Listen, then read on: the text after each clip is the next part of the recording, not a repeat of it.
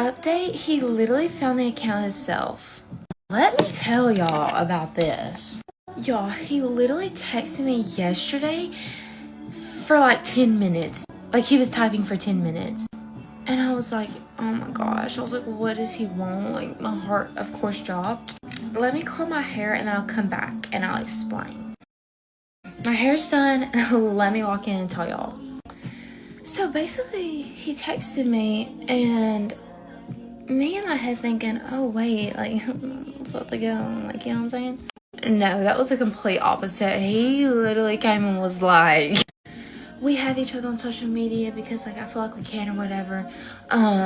Basically, he's, like, really disappointed in me that I'm, like, talking about him so, like, badly or something.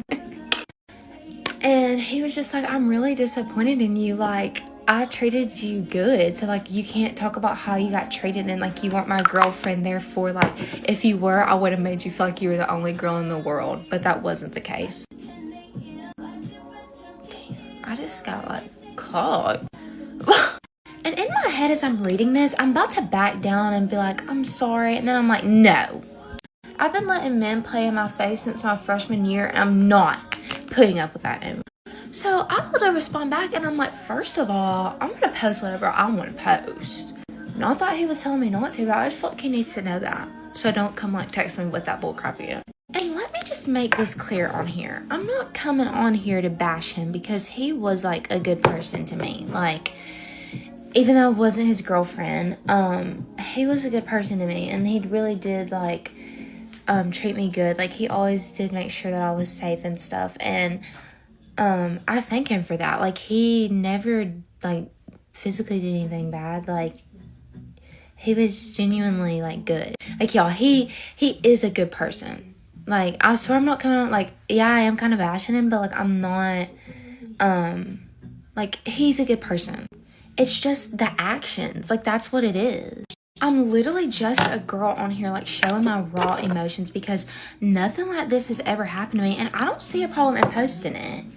Because, first of all, I'm not name-dropping him at all, and I could be a terrible person and do that, but I'm not going to because I, like, respect him. And, like, I just, like, don't see the problem because I'm not on here, like, genuinely saying, oh my god, you're such an awful person. Like, I'm just telling you the things that, like, you did. I'm talking about how I feel about the things you did. You know, and once he, like, said this, in my head, I'm, like, really thinking, yeah, you might be sorry for, like, doing me wrong, and, like, thank you for admitting to that, but you definitely don't like, hearing what you did wrong.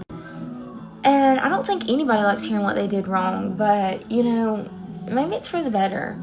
Because in this paragraph, he also explained that he, like, doesn't know who he is or whatever, and this is, like, why he doesn't want a relationship. So maybe take these things into consideration, and, like, build, you know? So then the conversation really just switches into, like, us being smart back and forth. And then at the end, it really just played out as a joke. Because then we started snapping. And I told him, I was like, well, would you like, what do you want me to post? I said, like, genuinely, what do you want me to post? I was like, tell me so I can make sure it can get approved by you. And he was like, you know, maybe talk about what you want in a husband. Okay, let's talk about that. And, you know, in my head, like, I'm not doing anything wrong by posting these videos. And he's not about to sit here and, like, make me feel like I am. Because I'm not bashing him, y'all. Like, I am not saying he's a horrible person at all. So, like, I don't get the problem.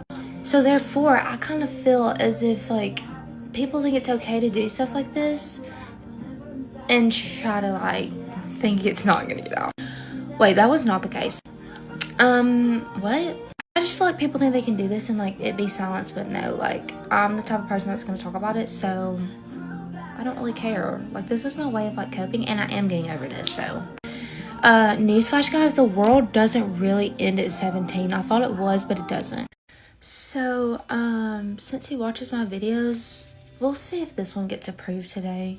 You know what I'm saying? I just really think it's so funny to me. It's like, I'm really disappointed in you, Anaya. Like, do you want to know how I feel?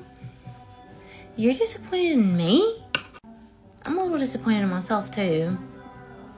And then at one point he was like, well, I think it's funny because you're telling your followers something different. Okay, first of all, I will not go into full detail because we had good times, like, of course.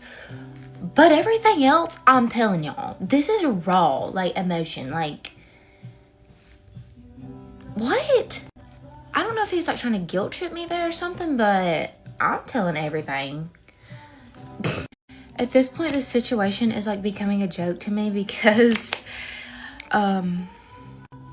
he always comes, like, to me and, like, says something, like, the past 2 times, it has not been nice. Like, life is too short to be acting like this, stop. I'm over here living, like, my best life. Like, honestly, it's been the best 2 weeks of my life. And I think he needs to go do something like that. Like, you know what I'm saying? Like, he was the one that told me to start living my life and, like, stop worrying, and that's what I'm doing, so.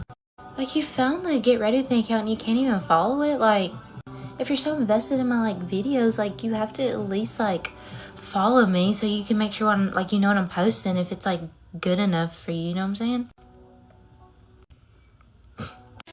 Anyways, I really do feel like I've, like, grown as a person over these, like, past 2 weeks because, I don't care what anybody says. Yes, you can grow in a certain amount of time. And I really do feel like me, like, talking about this makes me, like, feel better. And I really feel like my mind is starting to, like, open up because, like, all of you guys, like, commenting, like, it opens my eyes to see different views. And, like, if I, like, just had kept this situation into myself, like, I wouldn't have, like, got everyone's views. Like, you know what I'm saying? Because I have friends close to me that, like, really basically say the same thing because they're my friends. And you know what I'm saying? Like, it's good to get, like, different views off of, like, people that I don't know. You know what I'm saying? But I'm really happy with myself because, like, usually, like, I'm so used to letting people walk all over me and, like, really not standing up for myself at all. But I'm not doing that anymore. Like, I'm telling you, I'm so far, like, gone from that. I'm done. Like, there's no more of that bull crap. And no, I'm not saying that he's walking all over me, but, like, I'm saying, like, just in general, like, I'm happy with how I'm dealing with this. Okay, I'm literally running late now because I'm over here yapping. Anyways, I'm going to open car doors because we always do that on a home game. But today is our homecoming game. We have, like, so much. We have a senior cookout, pep rally, parade. Like, we have so much today. But I'm so happy that it's literally finally homecoming. Like, y'all, it's about to be so fun. Yesterday we had a run at cheer because people can't wear the right practice clothes or take jewelry off. It's okay though, I love my teammates, so I don't care. Guys, I'm wearing these cheer shoes today. Oh my god, my face looks scary. I'm wearing these cheer shoes today because I'll be in front of the school, sadly. Also, guys, I'm not supposed to be posting in my uniform, so, like, my cheer friend that follow me, please don't tell me. But, like, I'm not doing anything bad. I'm just, like, talking about how I feel. Also, my hair is, like, really tightly curled right now because I'm going outside, so I, like, know it's gonna fall out, so that's why I'm, like, not messing with it too much. You guys, my friend literally just called me that I'm supposed to be there now, but I gotta go. This is the outfit today. Not supposed to be posting in it, but yeah. Bye, queens. I love you. Keep posting whatever you want to post, so yeah. Love you, queens. Get ready with me, and today I'm going to be giving you guys a story time on just, like, my relationships. Everything that I say is going to be, like, random about different people, I guess, and if you're mentioned, I'm sorry, but we did have a relationship, so I do have a story. And I also have literally been in the trenches. Like, I have gone through so many awful relationships, so I have, like, oh, my earring. Okay, I have so much to share.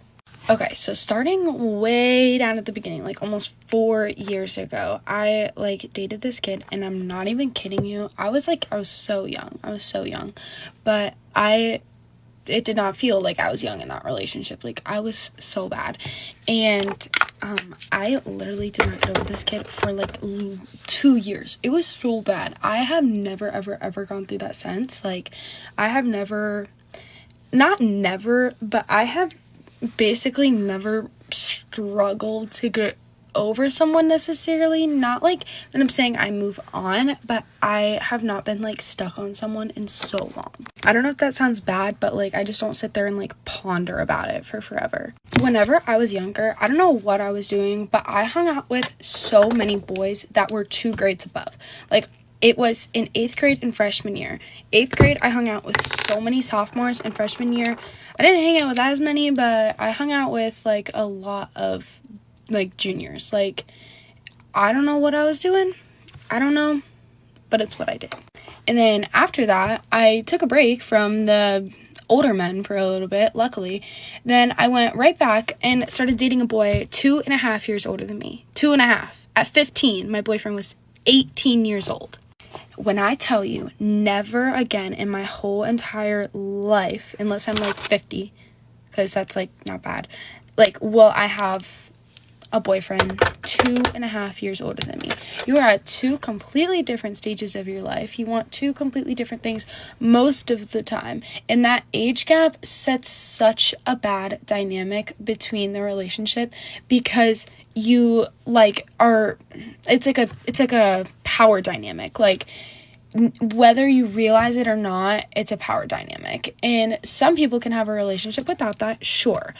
Me personally, I did not. I know that I had a power dynamic. I wouldn't say that I was controlled. I would say that I was controlled. And in the moment, I was like, no, I love him. I'm going to get married to him. But like, looking back, I'm like, oh my gosh, stand up for yourself. However, that boy wasn't bad. Like, it wasn't that bad. My worst trenches of the trenches, worst relationship literally ever that I've ever gone through, and I hope that I never ever go through again. This boy called me names. Like, that's the first time I've ever been actually in a toxic relationship. Like, he called me names. He couldn't take no for an answer. Like, he literally called me like a whore and like a bop and like a slut. Like, he literally called me those names. He actually literally just made a TikTok with like text from that in it, because I mean, it goes with the trend and I'll never see him again. And so he literally was like, oh my gosh, so horrible. And if you magically see this, I'm sorry. Like, you're not like, I'm sorry, but the relationship was so bad. But yeah, he would literally just like text me, and like if he was mad, he would just like cuss me out and everything. And I am very, like, my faith is very, very important to me. And his faith was not important to him in the beginning. And I don't know why, but I still was like, okay, no, like, it's fine, like, whatever.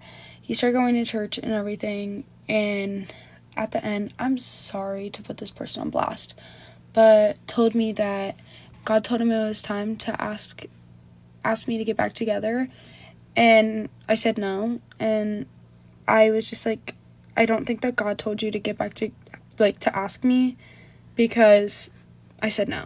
Like, I didn't want to get back together.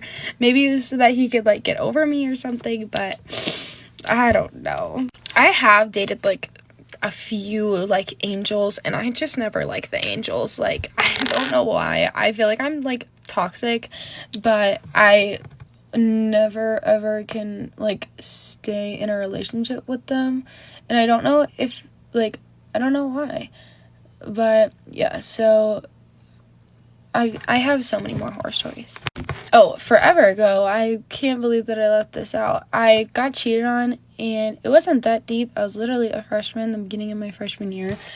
But if you don't know, I made a video like of me breaking up with him, and I never posted the video. If I did, when I do, I should say, it'll go viral. But I made the video, and I made like a get ready with me breaking up with him viral. I think it has 5 million views. It has like 600,000 something likes. It still gets likes every day, comments every day. Like, people still comment on my TikTok and are like, I know you from whenever you broke up with your boyfriend. Like, you're doing so much better now. And I'm like, well, yeah, I'm doing so much better. Like, I'm not dating a loser. But yeah, no. So I did have that happen, and I did whatever it's called, like, capitalize off it, I guess. I haven't used this lip liner in so long, and I feel like my lips are so dark right now. I don't like it. One kid I liked for like so long, such a long time. And then whenever we finally like got together, it was so like it was so bad. And I remember, I don't know why, but I cried over that so much. Like, I was so upset for so long. And I feel like with just me saying that, nobody would necessarily know who it is, because that could apply to like multiple people. I'm trying not to like drop too much lore. Like, I'm trying to, for some people, because I'm trying to keep it a little bit, like, inconspicuous on who I'm talking about. But some of them, I mean, you already know. Like, some of them it's bad, but gosh. My one boyfriend told me that essentially, this isn't exactly it, but if we cuddled and I was like too close to him, then that meant that I wanted to like have like intercourse. And keep in mind, I want to wait till marriage. But he told me that if I did that, then that means that I wanted that. So I wasn't allowed, because then he wouldn't be able to control himself. And let me tell you, that made me mad. Because what do you mean? I like to cuddle. What do you mean? So yeah, now I don't even like to cuddle with people anymore, because yeah. I have so much more like lore though, and I tried to keep it kind of like respectful in this video. And so if you want any more lore, let me know. If you're still watching all the way till the end, comment down below the broken heart emoji, because that is literally my heart after surviving these actual like monsters. And before you ask, yes, I've had a lot of relationships. I can't help it. I have one, it doesn't work out. I try to stay single. I'm single for like 2 months, and then I'm in a new relationship, and I hate that I do that. I absolutely hate it, because it always goes wrong. Trying to fix that this time, the thought of a man literally repulses me. I don't snap anyone, I don't text anyone, I don't talk to anyone, I don't hang out with anyone. Like, I am like really single and trying to keep it that way, so please don't bully me. But yeah, if you watch all the way to the end, you're seriously a real one. Like I said, I try to keep it PG, respectful. I have a feeling that half these people are gonna see this, because I feel like some of them stalk my TikTok, I'm not gonna lie. Or at least have like friends that stalk my TikTok, or like girls that stalk my TikTok or something. I also might take this down if it flops, or if it's too controversial, if I decide. And yeah, so I hope you have a wonderful day, and I love you. Jesus loves you so much. And get ready with me for Dawsey while I tell you guys a story time about how I ran away from home, and there was a whole search warrant for me. I'm talking cops everywhere. Back in the days when I was like very young, I was like knuckly, like tootsie, like, because I was the only child, so you know I was ready to fight. I was like, what's up? So back in the day, my parents were like workaholics. Like, I'm talking 24/7 on the clock, like go. So I used to live at my grandparents' house, because we were basically like neighbors. So because of that, me and my cousin got very, very close. She's 4 years younger than me, but still, like, hey, turn out. I was like, hey. So my grandma has never yelled at me. Like, she's never yelled at me, never hit me, like none of those. Okay, so it all started one lovely afternoon when me and my cousin, we were playing together. So we were jumping on the sofas, and Amma came in, and she was like, oh, get let it go. And then she started yelling at us. Okay, so I was like, oh no, like let's stop, girl. And Disty was like, my cousin was like, no, like, come on, girl, turn up. And I was like, hype. So we both started turning up again and jumping on the sofa. Then Lord behold, she fell. So she fell, okay? And I'm there like, and she's bawling her eyes out. Oh, dramatic, bruh. So then Amma came in, okay? And obviously she's gonna be pissed. She sees my cousin on the floor, literally bawling her eyes out, and me on the couch. And I'm low-key laughing, because it's like, it was funny, like, So then she came up to me, and hold your horses. She came up to me, and she smacked the shit out of me. I was like, oh. And I was just so heartbroken. I was like, oh, no way. I started getting angry. I was like, did you just hit me? Like, you know what I mean? Like, I was going through, like, so many emotions at once. So then I started getting angry, and I was like, oh. You want to talk about murder? Oh, okay. So I was like, I need to go where I feel safe. My home. But my parents aren't home. So you see where I'm going with this? So, like, while my Emma was taking care of my cousin, I was like, I need to go. I was like, no way, like this, like, I was just so flabbergasted. I was like, no, I need to go. So I literally left from the, I literally just left. And she didn't know because she was taking care of my cousin. So I go to my house, and it's an apartment complex, okay? So there's a room down here, and there's stairs, and then there's another room up here. And so our house was the room up there. So obviously my parents are home, so I can't get inside. So I sit on the stairs. I sit on the stairs for God knows how long. So like hours goes by, okay? Hours goes by. I'm sitting on that stair, and I'm hearing police sirens, and I'm like, who died? Like, what's up, right? So I'm sitting on the stair, like hours goes by, and then I think I fell asleep on the stairs, okay? Like in my 5-year-old mind, I didn't do anything wrong. Like I was just going home, you know. But apparently not. So hours goes by, I fall asleep on the stairs, right? And then I hear the door open. It's my dad. Oh my. So the door opened, and my dad comes in, and he's on the phone. He's yelling, like, he's like stressed, and I'm like, what is this kid on, okay? And then he sees me on the stairs, and he just stops, like he's frozen, okay? Oh my God, it was literally straight out of a movie. He runs up the stairs, and he grabs me, and he just starts yelling at me. And I'm like, I didn't even do anything, and like, why are you yelling at me? My dad, he took me outside, and there was about like 10 cop cars, 30,000 police officers. It was crazy. I was like, all this for me? Basically what happened was, after I left, Amma, she saw that I wasn't home, and then she called my didi, and then my didi called the cops, and they spent hours looking for me, like downtown, everywhere, every single street, every corner. And yeah, and where was I? I was at my house. And yeah. Get ready with me, and let's talk about how we just signed a contract on a house next to a crazy neighbor. So basically, my husband went over to the house and was just kind of like looking at the progress, and the builder was there, and then a neighbor came over as well that like lives across the street, and they were basically like telling him that the lady that lives right next to us is crazy. And I'm talking like she lives right next to us. Like, you could probably reach your hand out of the window and touch her hand at the other window coming out of her house. So we're real close. But anyways, right across the street from us, there's like a family that has like an inflatable business. Like they do like the blow up slides and stuff like that. And I only know that because when we drove by, they like had some of them up in the backyard. But apparently they are like right across the street from her. Apparently she has called the cops on them 280 times. 280 times. You got that right. 280 times. Like, could you be more insane? 280 times is an insane amount of times. And I literally do not know what she's calling the cops on these people for. I have no idea because we haven't talked to them. But the neighbor that came from across the street, he said that she had just recently called the cops on him for parking in the street. But apparently she calls the cops on everybody. This is where it gets juicy, okay? So I'm like a little detective, okay? If you're a girl, you know, like if we need to find something, we're gonna find it, and we're gonna be good at finding it, okay? So I'm at home yesterday, and I'm like, I feel like I need to know who this lady is, right? Because people are saying she's crazy, and you know, I don't know her, so maybe she's not crazy, you know, but I'm a little crazy myself, and I need to know who she is, right? Like, I am so nosy, and these people are all talking about her, so I'm like, I need to find out who she is. And so I'm like, you know what?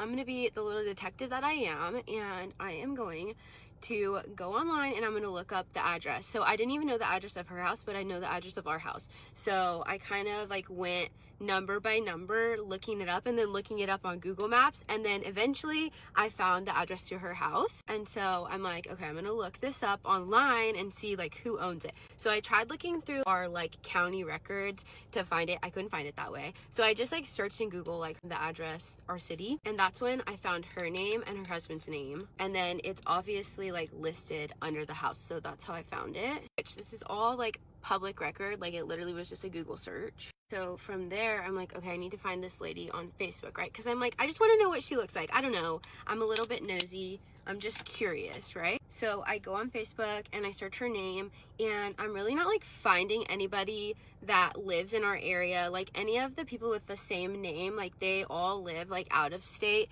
And so I'm like, it definitely can't be these people And I like went through all of those people's like photos and stuff, and like, you know, none of them like correlated to the town that we live in. Listen, at this point I was determined, so I wasn't stopping until I found this lady, okay? I was gonna keep searching, and so I did just that. I kept searching on Google, and I typed in like her name, the address, our city, and everything, and I'm kind of like searching through those. Different links like pop up, and the first link that popped up was like basically a Facebook post from a local like news station, and I like read it, and then in like the bottom part of the link gives kind of a description of like, you know, what you're gonna click on, and at the very bottom it had her name, and then it was like basically a comment that she had left. So it was like the beginning of a comment. So I clicked on that Facebook post, and I went like scrolling through the comments to see if I could find that comment because it had her name on it. And Facebook post that the news had posted was a local news channel. It was about like a shootout for our town. So anyways, I scrolled all the way down, and of course I found a comment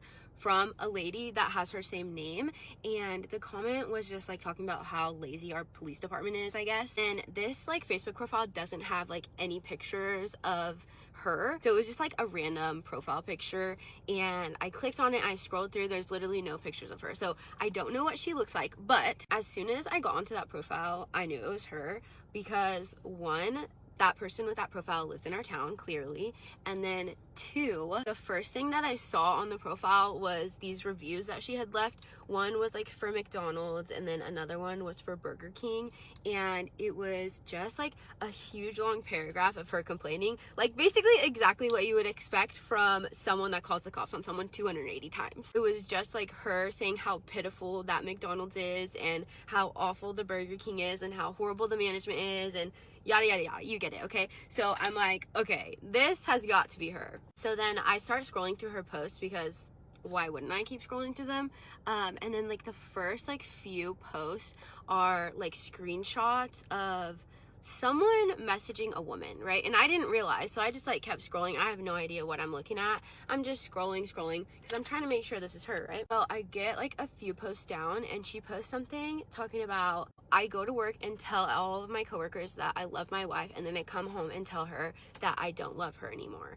And then she put hashtag like the initial of her husband and then the last name of her husband. And I only know that because whenever I was looking for her name, it showed his name, and it was the same initial that she posted in that hashtag, okay? So then I'm like, okay, this is getting juicy, right? So then I like keep going. Okay, so basically here's the gist. So her husband cheated on her apparently with someone from a different country, and the screenshots that she was posting with those messages are between him and the woman that he cheated with, I guess. That's what I'm assuming, okay? This is all alleged. Based on what I saw on her profile, okay? She posted something about like being married to him for 20 years and then him leaving, and then she posted that he moved to that said country, okay? So I guess he cheated on her. He left her because he said he didn't love her anymore, and then he moved to that country to be with the woman that he was cheating with, and now he's like wanting a divorce. Apparently that is all that I found in this like Facebook page that's hers, and I was like, oh my gosh. So I'm like,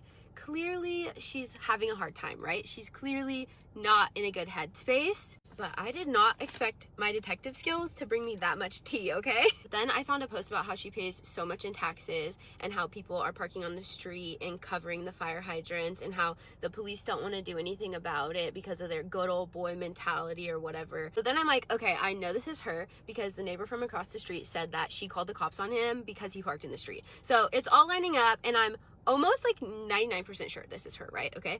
And so I just kept scrolling, okay? And there was some really crazy, questionable posts in there.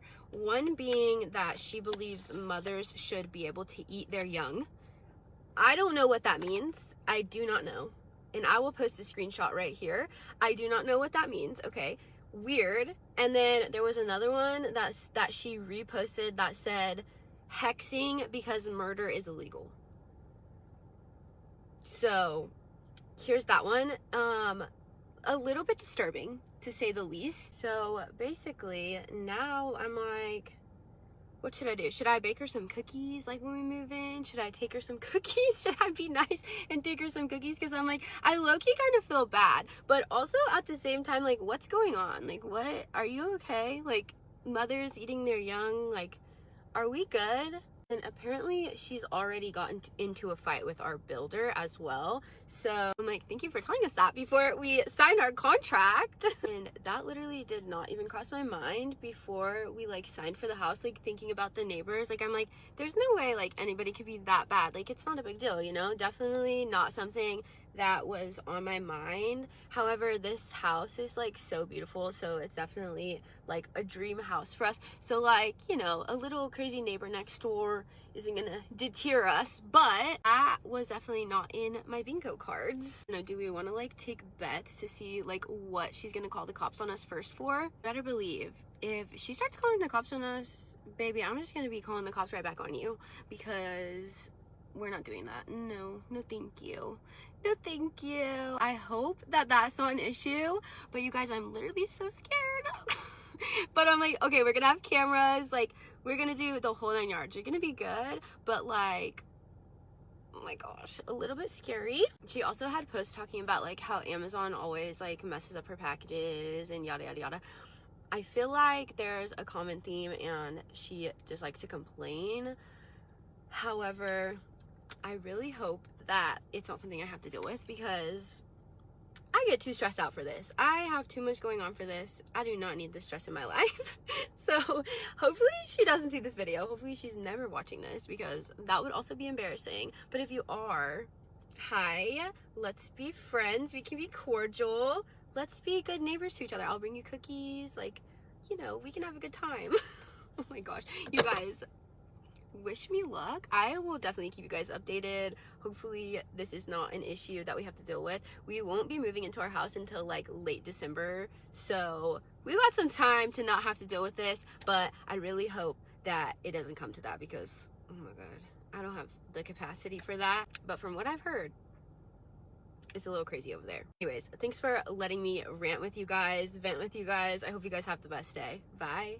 Hey guys, get ready with me while I have a story time on pretty much why I hate every single boy ever. So basically, I posted a TikTok last night, and it's kind of like an explanation of that and like everything. First of all, the guy that I was like texting in that video was not like anyone I know. That's what makes it 10,000 times better, because this was a complete stranger. Basically, my best friend texted me and was like, oh my gosh, I'm in this random group chat and they keep like calling, they keep like calling and stuff, and I was like, okay, add me to the group chat because we like to troll. And I was like, okay, it'll be fun to like troll them and stuff. So yeah. So basically she asked me to this group chat. Like I said, complete strangers. I don't have any of them on Snap. It's like 3 or 4 boys. Like, I don't have any of them on Snap. Don't go to any school. I've never seen any of them in person. Like, complete strangers. So I first joined, and one of the boys like take a screenshot of pictures of me from my public profile and like sent it in the group chat and said, you look like a painting.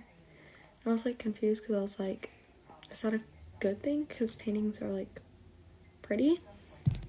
So whatever, the group chat goes on, and one of the boys compare me to like that short film of when like the mom eats her son and it's like dumplings. And like, I've gotten compared to a lot of things before.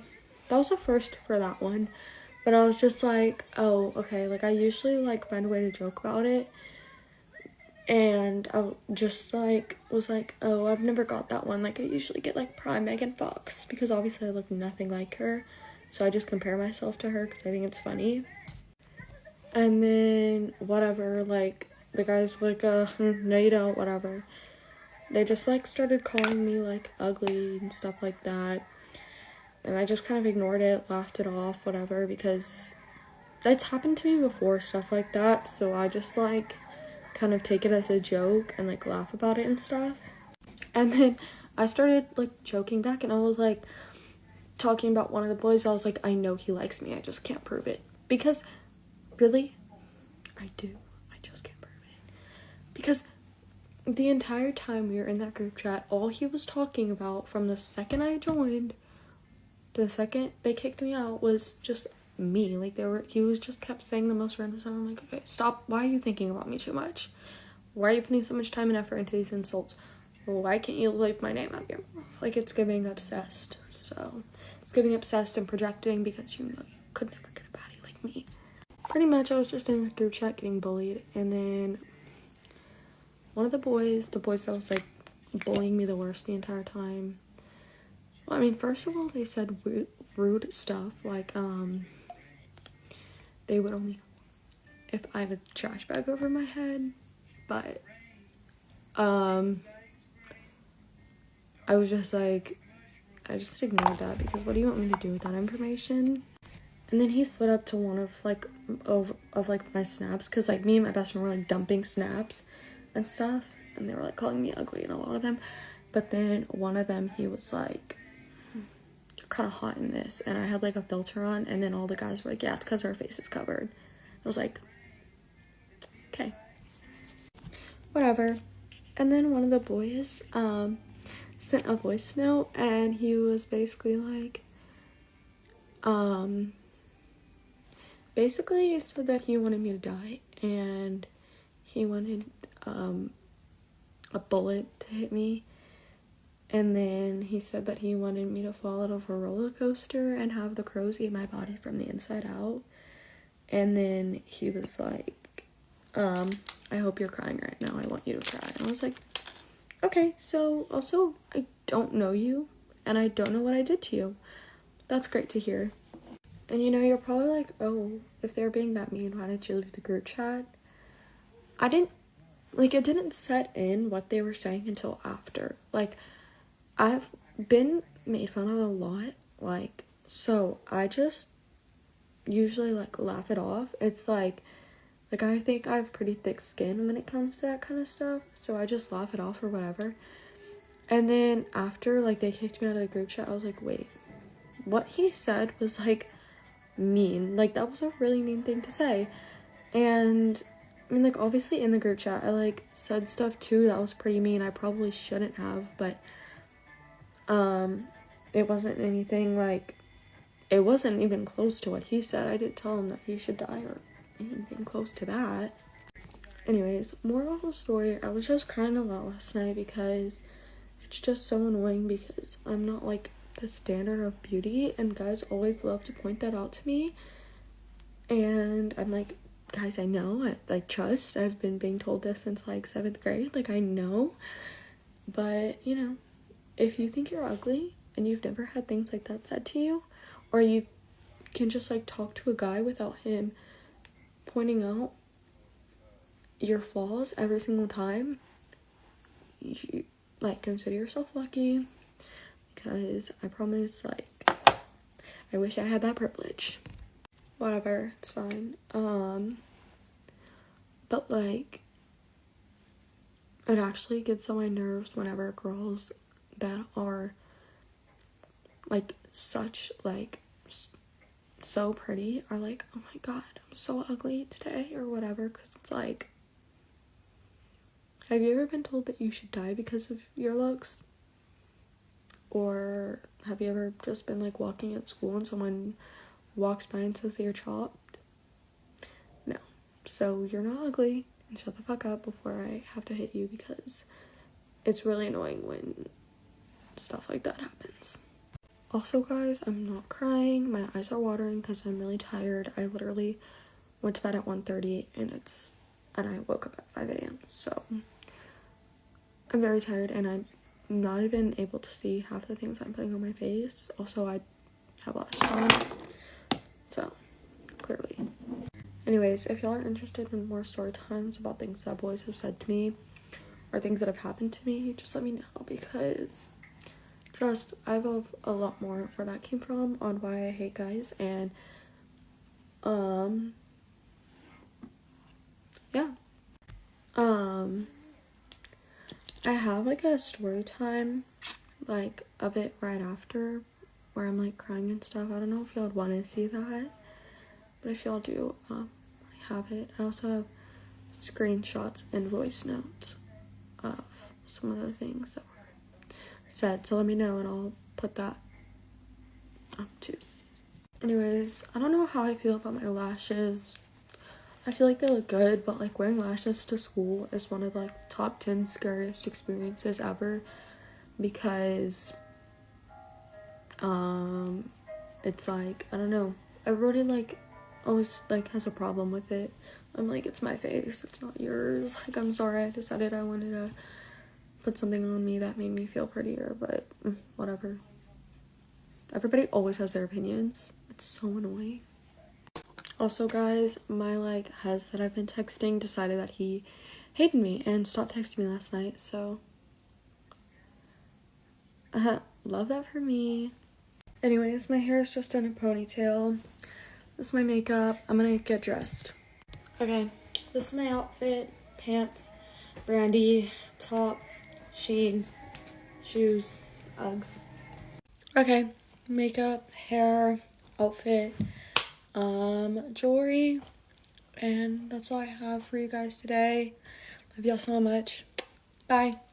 Does anyone else get so annoyed when someone cancels plans? Like, literally, what are you doing? And I'm not talking about, oh, something came up, can we reschedule? I'm not talking about, oh, we have a family emergency, oh, I don't have a ride, can we push this back? I'm talking about, oh my gosh, you know, I really don't feel like going out today. You know, I'm just kind of lazy. I kind of feel like just taking a nap. I kind of feel like just staying home. Actually, on second thought, I don't really want to go out today. Shut up, bro, then don't book me. I'm sorry, but that is so disrespectful of my time. Like, do you not think I have a life too? I actually have stuff to do, but you know what? Instead, I took out that block of time out of my life for you to spend it with you, just for you to be like, oh, actually, I don't feel like going out today. I don't care. I'm kidnapping your booty in my car. It's different if it's like a last minute plan and it's just not going through, but if we planned this literally weeks ago and you go ahead into my DMs an hour before we're about to hang out and you're talking some BS like, I just don't really feel like going out today. You're joking. Like, you could have at least told me yesterday or something, because then I could replan with someone else and actually go out with someone else who actually cares about me, who actually wants to spend time with me, instead of waiting for you, instead of getting ready for you, instead of doing my hair for you, instead of adjusting my hair wash days for this hangout. I'm sorry, I plan very in advance. I even shave. You know, I shave sometimes specifically for hangouts. Like, let's say, oh, you want to go tanning? Okay, I gotta go take my freaking 10-hour shower just for you to be like, I don't feel like going out today. Like, literally the worst part about it is I spend hours out of my day getting ready and getting so excited to hang out with you. Like, you don't understand how good I sleep and how excited I get knowing that I have plans tomorrow. And then I get up in the morning all giddy because I'm so excited, and then you decide to be a little brat and be like, actually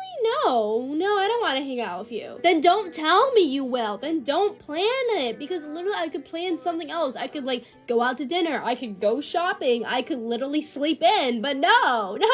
And don't even get me started on the parents' permission part, because do you know how long I had to scheme in my head how I'm gonna ask my parents? I had to ask days in advance. I probably had to do some kind of chores or something just to go out. And then you want me to go tell my parents, oh, I'm actually not going out today. You know how embarrassing that is? Like, flaky friends are actually the worst. Like, don't even make plans with me if you're just gonna flake on me. Don't even make plans if you're not even confirmed. Like, you're actually fake. You're literally fake. You're fake. It's different if something comes up and we reschedule, but if you genuinely just wake up and you're like, actually, no. You are my biggest op, and I'm never making plans with you ever again. And now I have nowhere to go tonight. I was gonna go out tonight, but no.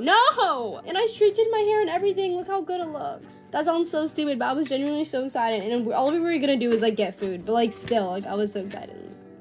Ugh, so humbling and so embarrassing. I'm never ever gonna talk to anyone ever again. So even though I might have the flakiest, fakest friends ever, at least I have 200,000 followers that will listen to my yaps every single day. I actually don't understand why you guys tolerate these long yaps, but you know what? Go you. If you genuinely enjoy this, I love you and I genuinely enjoy your presence. But seriously, thank you guys so much for 200K. It literally means the world to me. That is so sweet and so cool, guys. I love you guys so much, and thank you so much for watching. Bye, guys. If you're seeing this on your For You page, please stop scrolling, because I actually don't know what to do. Like, I'm genuinely anxious. So let me give y'all a story. So if y'all didn't know, Gianna's having her Halloween party, and we're all supposed to wear like costumes, right? Yeah, I don't know what to be, and I've actually, why do I wait last minute for everything? I think of things and I'm like, no, that's like too basic. Everyone's gonna be that. And like, I wanted to be a mermaid because that's like so fun and aesthetic and cute, and I'm like, okay, yes, that's so fun. But like, I just feel like everyone's gonna be that. I don't know. And like, guys, this is such a first world problem, but like I genuinely just need inspo. So if anyone has any inspiration or ideas, I just personally don't like wearing like corset sort of tops. So if you guys have any ideas, I'm gonna go to the store with my dad right now and go look.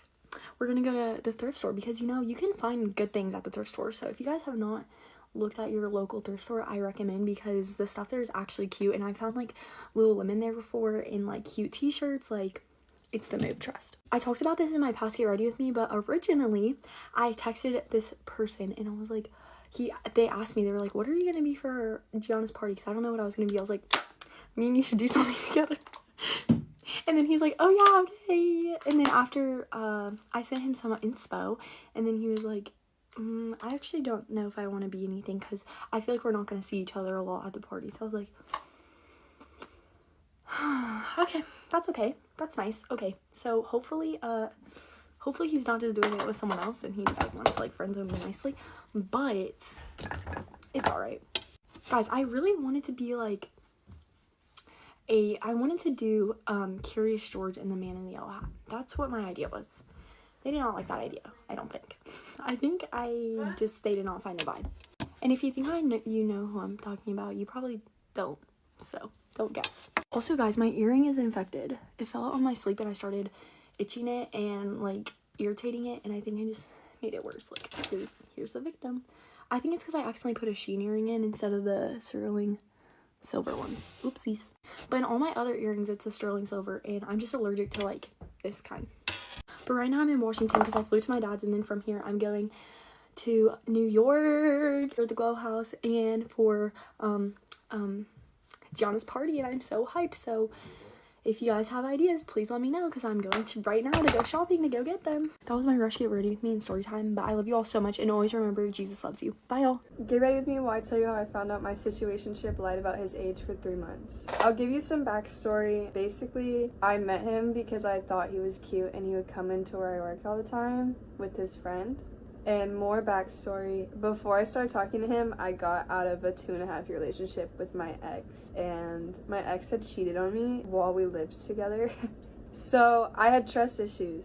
Now I have more. But after that breakup, I anticipated to not date anybody for a while. I couldn't even fathom the idea of liking another dude. Fast forward a few months and I'm at work and I start seeing this guy a lot and I think that he's cute. I'm too scared to make a move, and so like the only time I really talked to him was I went up to him and I told him, I was like, you look like this baseball player. He was like, really? I've gotten that before. And I was like, yeah, like it's a good thing, right? That was the extent of it. As he kept coming in, I like literally would tell all my coworkers, I'd be like, that's the guy I think is super cute. And my coworkers are my friends, so they literally were like, girl, we got you. Like, we'll get his info for you, whatever. One day I'm not working and my coworker was like, I'm gonna give him your Instagram, and she did. Like a day went by, he didn't reach out, so I did, and we started talking.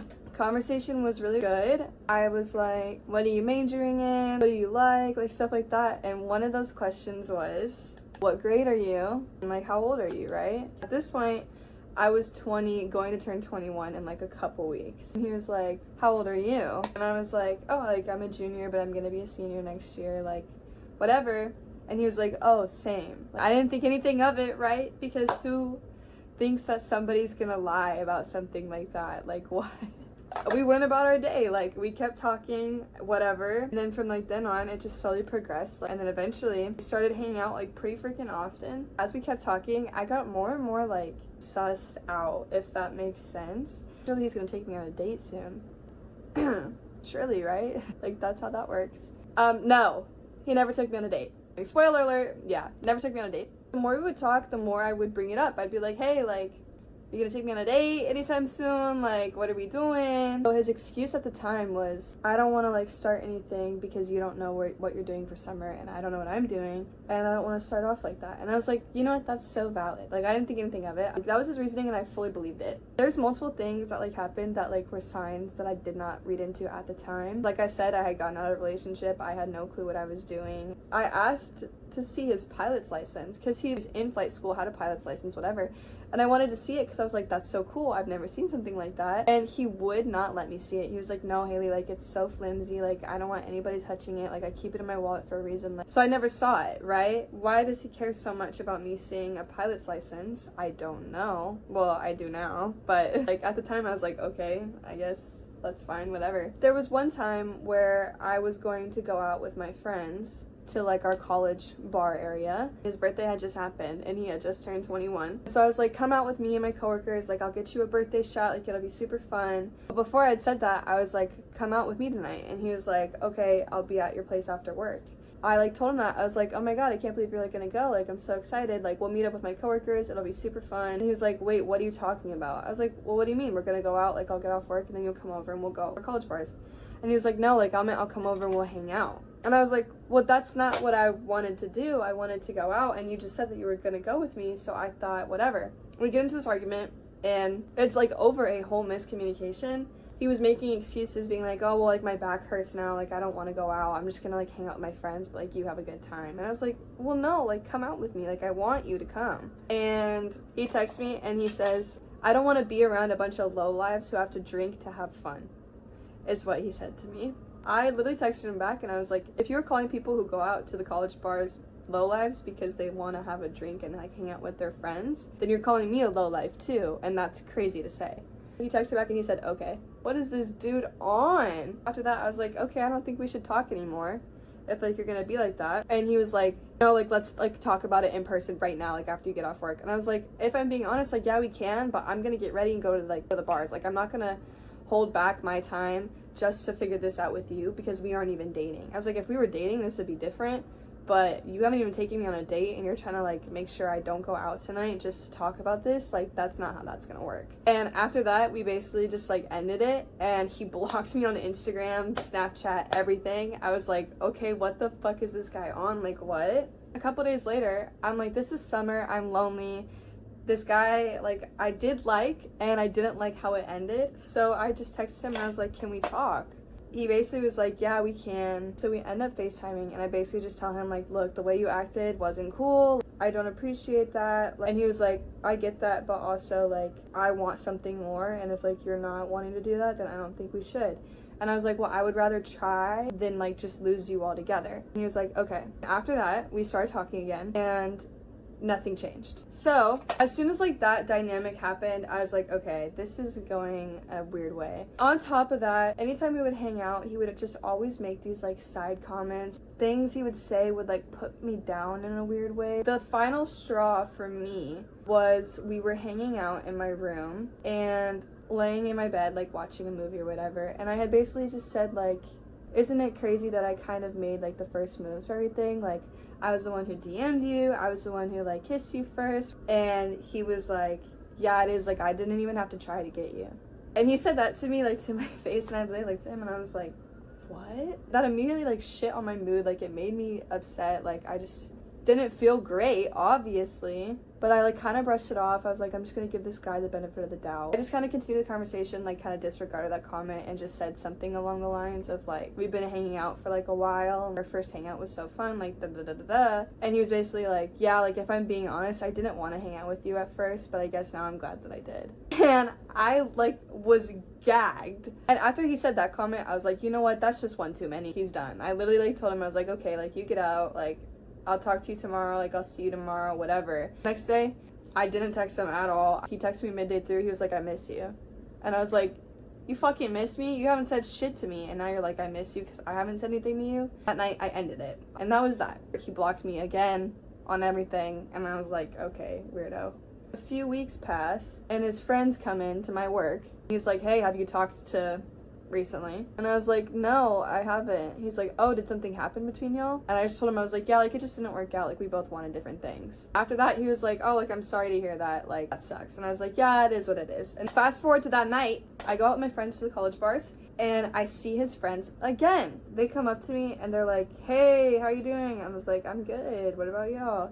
They're like, good. They're like, did you know blank lied about his age? Like flat out. And I was like, what do you mean? They were like, yeah, he actually like was a freshman the entire time, and like by the time you were done talking to him, he like was going into his sophomore year. what's going on here? His other friend comes up to them at this point and he's like, why would you tell her, bro? And I was like, are we talking about me right now? Like, what is going on? And then they were like, yeah, sorry, and like walk off. I returned to my friend and I'm like, did that just happen for real? Like, what is going on? So I let like a couple days pass and I like sit with it and I tell all my coworkers, I'm like, I don't know what the fuck happened that night. I don't know what is going on. My coworkers like, honestly, just ask him. Flat out, just be like, did you lie? So I text him and I'm just like, hey, weird question, did you lie about your age? And he texts me back and he says like, no, why do you think that? And I texted him and I was like, well, I just ran into some people and they said that you did, so I just feel like you kind of owe it to me to tell the truth, like if you did or didn't. And he was like, were those people my roommate and my friends?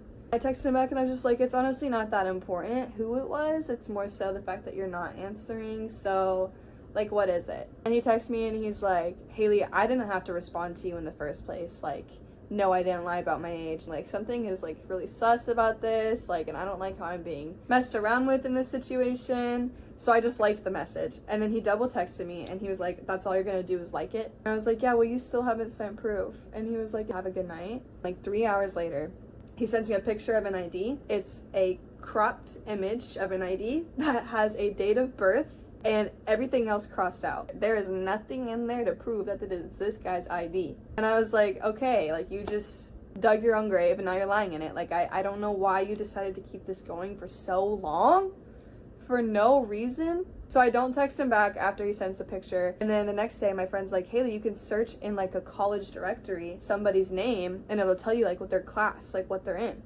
And I do, and it says that he's going to be a junior, which means that he did lie. I do that and I'm like, okay, case closed. This dude lied about his age. He's weird, like whatever. Well, the story's not over yet. I go to work a couple weeks later and his friend comes in, like the friend that he used to come in all the time with, comes in to eat. And I tell my friend, like my coworker, I'm like, man, I just wish like I could ask him, did he actually lie? Like what the whole situation was with that. And she's like, I'll do it for you. She went up to him and she was just like, hey, so how old was your friend? And he like starts laughing basically and he's like, I was waiting for this to happen. And he like just tells her like, yeah, like he had just turned 19 like when they started talking. And then he calls me over and I go over and just tells me the same thing, like, yeah, he lied about his age. We didn't think that y'all would actually talk for that long. Like I was surprised he could go with it for longer than a month, but it was really funny. And I'm staring at this dude in the face and he is laughing in my face, like at me. I'm standing there. No way you actually think that this is like this funny. Like what? He literally told me, he was like, I can understand how it upsets you, but to us it was really funny. I literally told him to his face, I was like, you're psychotic. Like no way y'all thought that this was as funny as you did. Like that is insane to me. And basically that is that. Afterwards, like the rest of that shift, I was so sad. I just like thought about the fact that like I had literally been cheated on. I was like not willing to talk to a dude or trust a dude, and then I saw this guy and I was like, you know what, let's give it a shot. And then this dude lies about his age.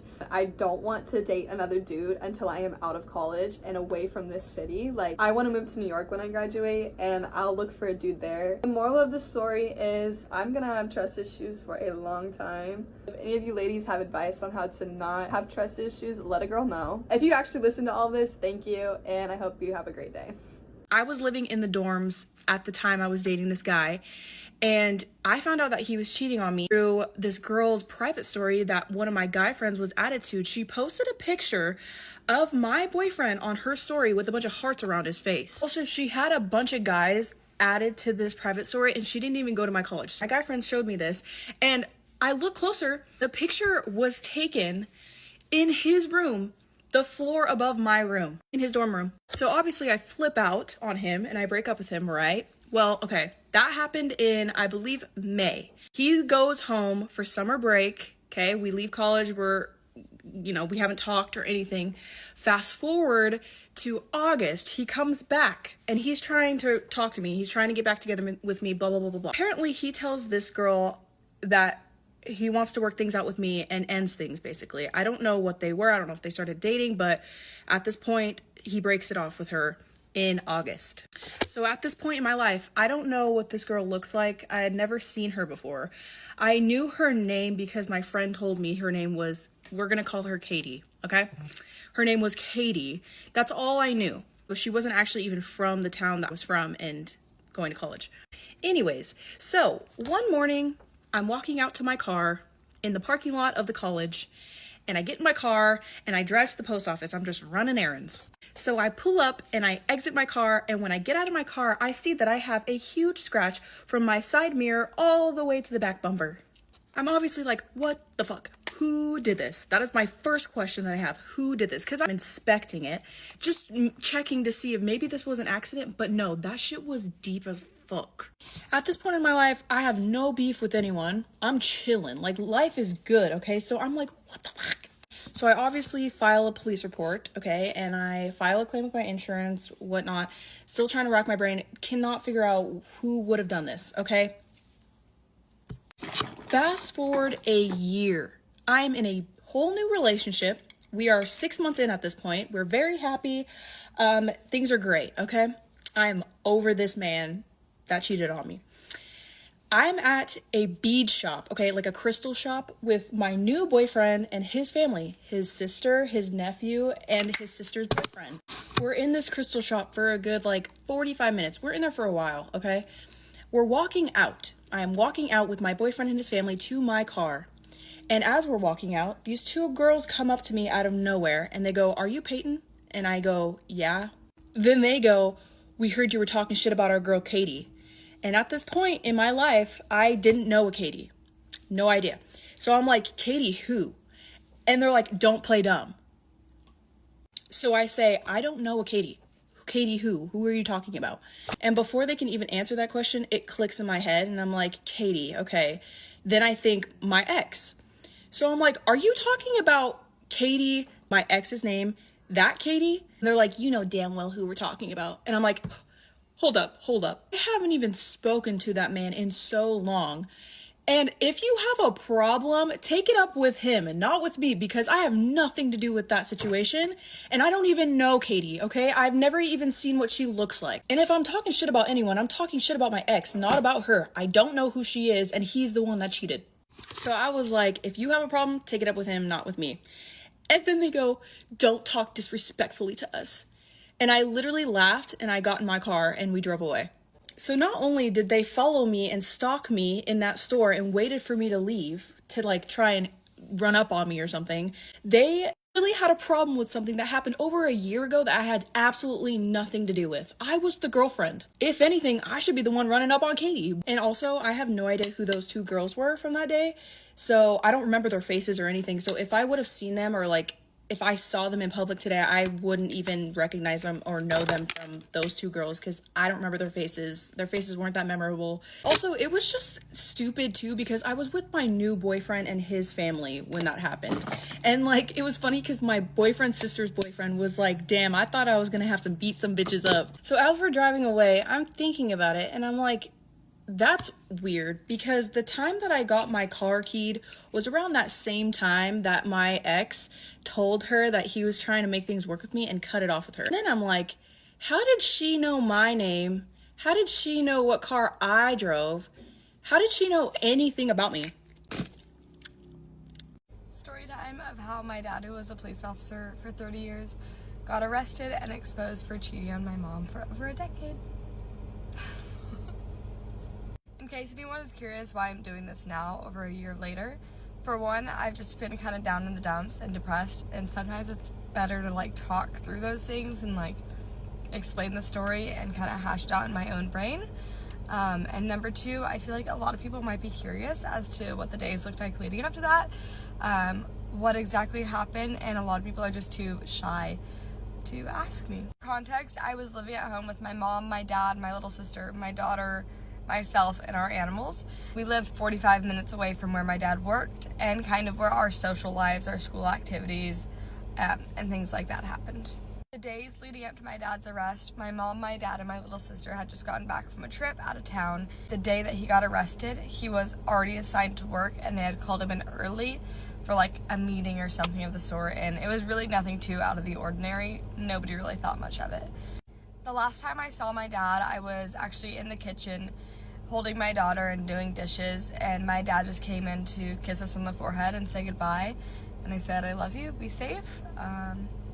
Yeah, that's the last time I saw my dad, over a year ago.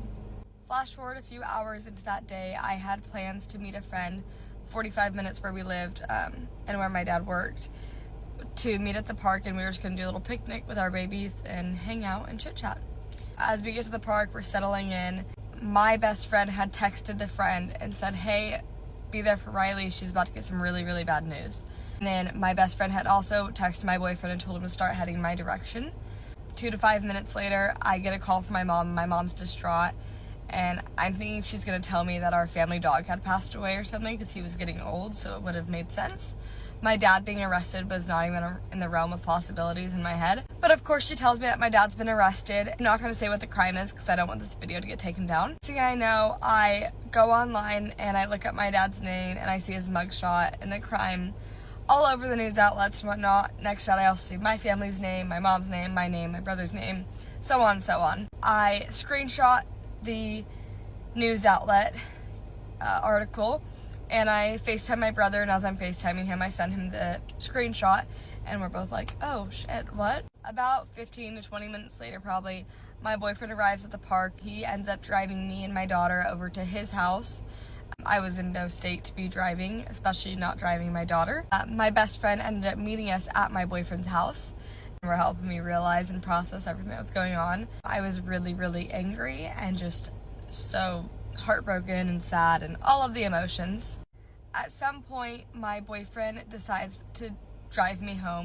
Around 8 or 9 o'clock, I end up getting my daughter to sleep, and I end up falling asleep as well. And sometime between the two of us falling asleep and about midnight, my window faced the front of the house where the street was, so I woke up to police cars, about 4 of them, shining their light outside my window. My mom woke me up as well and told me that the police department was there to serve a search warrant on our house and collect electronic devices and any paperwork and whatnot that they could use in the case. I wrapped my daughter in a blanket and we step outside, and I also had texted my boyfriend and said that they're serving a search warrant, and I guess that's not allowed, so the police officers took my phone for the duration of the warrant being served, or like the search happening. I just sat outside for about an hour and a half rocking my 10-month-old baby in my arms, just completely disassociated. That got done probably around 1 a.m., 1:30 in the morning roughly. The following morning I woke up and kind of realized that this wasn't some horrible nightmare, but that this was my real life. It was basically a wake up and put on our survival mode, assess the situation. We were able to find out that my dad was on a paid administrative leave, which that is just standard protocol for a situation like this. And honestly, thank God, because my mom was a stay-at-home mom for 30 years, so that was the only income we had to keep food on our plate, a roof over our head, and lights on. A lot of people were really unhappy about this, and they were commenting on my mom's Facebook, commenting on any social media platform. There's actually several people I knew who partook and liked these comments, saying stuff along the lines of, if he didn't care about his family, why should we? But people don't realize that we were just as much victims as well, because we had no idea any of this was happening. Our life got turned upside down. Days after his arrest were spent realizing that my dad had cheated on my mom for over a decade with several different women, bringing them to our house. The days that he said he was going into work early or staying late, he was really cheating on my mom. I had to go pick up his vehicle from the police department, pick up his belongings from his desk, and realizing that there's things like coconut oil at his desk so he can go do his co-curricular activities. At some point, my mom decided that she wanted to move and that she needed a fresh start in a different state. Began packing up the house and going through photos and wedding memorabilia, father-daughter dance photos of he and I, and family photos, just all the stuff that really adds salt to a wound at that point in time. About a week into packing for my mom to move, I got the news that one of my best friends had passed away suddenly. It was literally the 2 weeks from hell. After that was my daughter's first birthday, and then almost immediately after that, my mom moved to a different state. So, yeah, it was crazy. As for my dad, there isn't really much of an update on him. He's still incarcerated in jail. He has not had a trial or anything yet. Hasn't been proven or found guilty or innocent. He's just kind of floating somewhere in the middle there, waiting for his trial. I don't really know how the legal system and all of that works. As for me, I go through different stages of anger and sadness and happiness and I'm fine, and then I'm not fine, but I'm going to therapy and I'm healing and processing the best I can, and I'm just trying to come out a better person than I was before this started. A better mom, a better human being. So that's where we're at. Ready with me while I talk about how I literally got harassed by some random mean girls at Hollister today. So basically I walk into Hollister and I'm just kind of looking around. I head towards these like zip up sweaters because they were cute, and then I see these 3 girls and they're looking at the bikinis and they're like looking at me weird, and I'm like, I don't know you, I don't even live here. So there were 3 girls, 2 brunettes and 1 blonde. We're gonna call the one brunette tube top and the other one jeans shorts. So basically the blonde whispers something to jeans shorts and jeans shorts whispers something to tube top. They look at me and they all start laughing. Now I kind of was like, oh, why are they laughing in my direction? But then I kind of brushed it off because I was like, yeah, the world doesn't revolve around me, duh. And then I'm looking at this sweater. I think it said like a date on it, and it was cute, and I'm pointing it to my dad. I was like, oh my god, like this is so cute. And tube top comes up to me.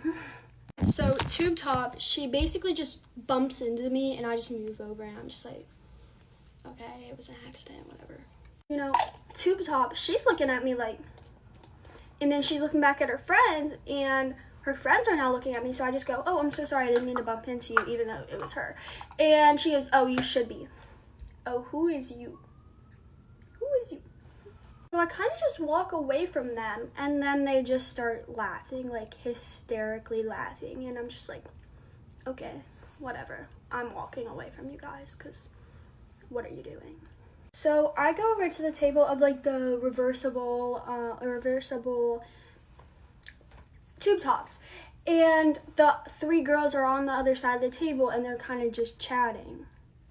So like I go to grab like one of the, what's it called, like the reversible tube tops, and jeans shorts grabs the yellow one before I can grab it. So I was kind of just like, okay, whatever. It was an accident. We went for it at the same time. I'm not big on tube tops, but I wanted to feel the material just to see if I even like it. I go to grab another one, and one of the girls, I think it was the blonde girl, she goes to grab it. And I'm kind of just like, okay, are we being serious right now? Like, be women, please.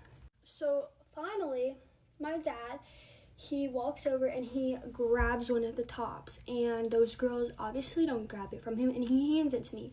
And I'm just like smiling at them because I'm like, I'm not playing your games. You guys are being weird. I am tired. I walk away from these girls. They start laughing again, and I'm like, okay, y'all can do what you want. So I walk away from them. Now I'm going to the clearance section, and I'm flipping through, and they follow me there. So I turn to my dad and I go, we're leaving. Like, I'm done. I'm leaving. I genuinely can't make this up. After I said, let's leave, the blonde girl whispers to her friend and go, good, she's leaving. I do not know you. Bro, I do not know you. Stop. I'm not going to be your entertainment at the mall today, so I leave. Like I'm not entertaining you. I'm not being your little joke. So yeah. That is it for my Get Ready With Me. Thank you guys so much for watching. Have an amazing night and peace out. I hated those people that in like middle school and high school got their parents involved in everything. I truly think that it is like fundamental to learn how to solve your own problems, especially like social problems, when you're growing up, especially when you get into high school. Now, just to be clear, I'm not talking about like getting bullied. Like obviously if you're getting bullied, it would make sense to get adults involved, but I'm talking about like the type of people who will have a disagreement with their friends and like tell their parents about it. Just to show an example, there was this girl that I did swim team with when I was in middle school, and anytime she found out like anybody else on the swim team was hanging out, even if she wasn't friends with them, she would go home and like complain to her mom about it, and then her mom would start texting like everybody else's parents about how they're leaving like this girl out, even though she literally wasn't friends with half the people who she told her mom about. It would be different if like every single girl on the swim team was hanging out and didn't invite her, but I'm literally talking about it could be like 2 girls that were really close hanging out and she would be mad that she wasn't invited even though she didn't speak to them. Imagine you're just hanging out with your friend, you know, like getting a cake pop with your mom, and all of a sudden she gets a call from some rando's mom who you don't even speak to, getting mad saying you're leaving her out. Like, that's how it was, and it happened all the time. Anything she wasn't invited to, her mom would call the other parents, like say that she's being left out and bullied. No, girl, you just don't talk to anybody. You weren't friends with any of us. You can't get invited to everything, and why are you telling your mom about it? If you want to get invited, come to me and ask me, oh, hey, can we hang out sometime? Solve your own problems. Or another example is when I was in high school, I was almost 16. I had this really close friend that I ended up having a falling out with. Like, we just stopped being friends. That was that, which is really unfortunate because we were friends for a long time. But you know, things like that just happen sometimes, like especially when you get to high school, you just grow apart or get in fights, whatever. But I was like pretty much one of this girl's only friends. So apparently she went home to her mother like a couple weeks after we stopped talking and told her mom that I was turning everybody against her. I'm like, I didn't turn anybody against you. You just didn't have any other friends in the first place. Since she told her mom this, her mom starts like tweaking and pulls my mom into her car after a football game, and it's like, we need to talk, and told my mom what her daughter had told her about how I was like bullying her and turning everybody against her.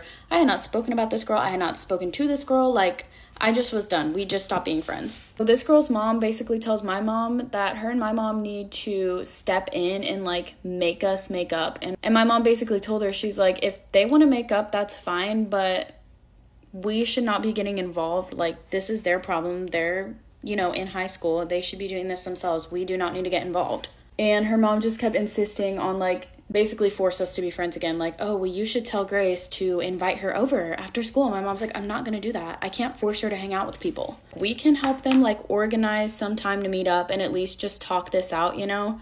But we can't force them to be friends again. We can't like get involved in it. Like, they are in high school. They need to handle this stuff on their own. Eventually the other mom gave in and was like, yeah, that's fine. Like, let's set up a lunch for them and just have them talk it out. So we set up this lunch. We meet up. Neither of us could drive at this point because, like I said, we weren't like quite 16. So both of our moms dropped us off. But while my mom literally like went back home, her mom stayed at like the store right next to where we were eating, which is like whatever. I guess at least she wasn't sitting like at our table or a table next to us. I went into it with no intention of becoming friends again because of the stuff that happened. I was not interested in being friends, but I was interested in like getting closure and like at least apologizing to each other and having some sort of understanding of what happened. You know, like being able to see her perspective. Like, we go through this whole lunch. Neither of us literally address the elephant in the room at all. Like, it's dead silent. And then finally I was like, I didn't come here to like pretend to be friends with you again and just sit here and eat lunch. Like, I want to talk about this. That's why I came to do this. Like, she's like, okay, yeah, like, let's talk about it. So I have a hard time talking about things that make me emotional. Like, my brain gets very clouded, you know, and I start to get teary most of the time if it's like a super sensitive subject. So I already knew like I probably wouldn't remember everything I was wanting to say to her because it was emotional for me. So I beforehand wrote out like a list of certain things I wanted to bring up to her and like see what she had to say about them. Once I get done like reading everything off to her, she tells me, she's like, yeah, you're really smart for making a list. Like, my mom told me to make one, but I didn't. And I was like, oh yeah, like I wish you would have made one because I want to hear like what you have to say to me. And she was like, well, I wasn't like gonna make a list like yours. Like, my mom told me I should make a list of like comebacks to say to you in case you have a good point. And I'm just sitting there like, what do you mean comebacks? And basically her mom was telling her to come up with things to say to me when she realized she was losing the argument. I don't know exactly what was supposed to go on this list, but to me it's sounding like she was telling her daughter if I had a good point and she didn't know how to respond to it, to be like, well, you're ugly. Her mom was literally telling her to do this. And I'm just like, why is your mom getting involved? Like, why is your mom actually giving you a script for this interaction? It has nothing to do with her. After she told me that, I literally was just like, okay, I'm done. This more so seems like I'm having like an argument with your mom instead of you because apparently she's told you basically everything you're supposed to say today. That was my sign to exit. Goodbye. Tell your mom, fuck you. Unfortunately, despite your mom's wishes, this did not make me want to continue being friends with you. So I am gonna have to go. I'm gonna call my mom to come pick me up. Goodbye.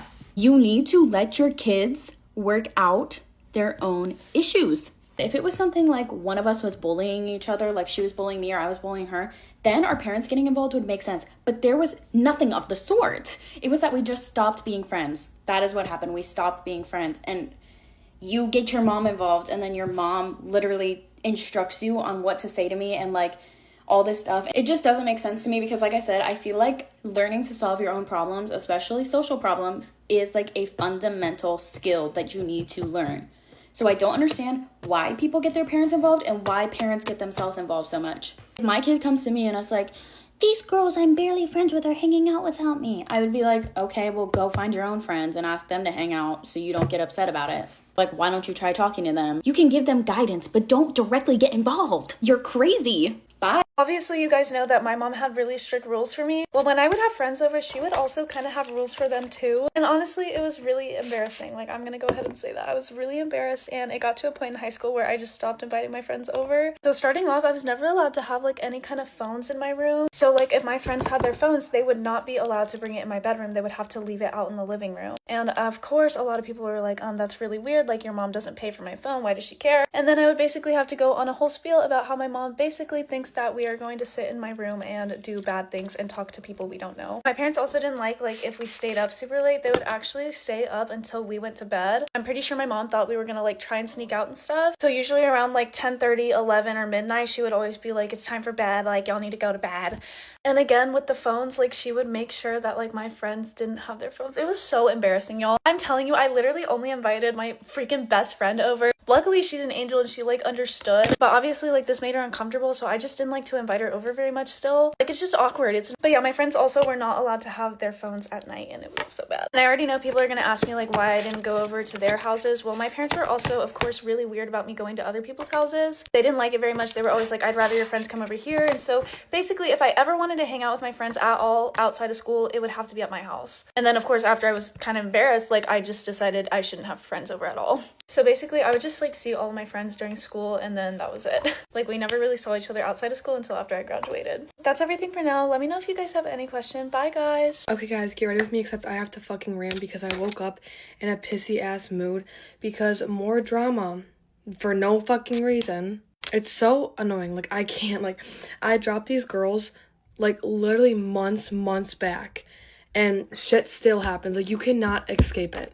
It's genuinely so annoying hearing what people have to say about me, like, when I haven't thought about you in months. Like, genuinely have not thought about you in months. I'm over you, our friendship, and literally everything. Move the fuck on. And it's so annoying because everyone views me as, like, this bad person when, one, you don't even know me. So, two, I'm, like, I've never even done anything to them, and they fucking hate me with their guts for no reason. But I genuinely have never done anything to them. Also, I always have someone saying something about what I post, and this is the one reason why I don't let people follow me, is because I'll post one thing that gets under their skin just a tad bit, and then this whole fucking thing will break out. Like, this is my account. I'm gonna post what the fuck I want, and all you're gonna do is sit behind a screen, lurk on my account, and talk shit. So I don't really care. It's just, like, so annoying. Like, it's my account, meaning I can post whatever I want. Okay? We're gonna leave it at that. It's just annoying because it's like people I'm friends with, like people I become friends with pisses that group off. Like, I can be friends with whoever I want. And it's like my literal every move, they have something to say or they don't like for some reason. Literally, all my friends my whole life has just make me feel like shit. I don't think I've had one genuine friendship in my entire life. Every time I'm with any of my friends, I swear every single time I try to talk, it's like I'm not even there. Like, genuinely not even there. And I swear anytime anything happens in a friend group, it's always like blamed on me or like put on me, even when it has nothing to do with me.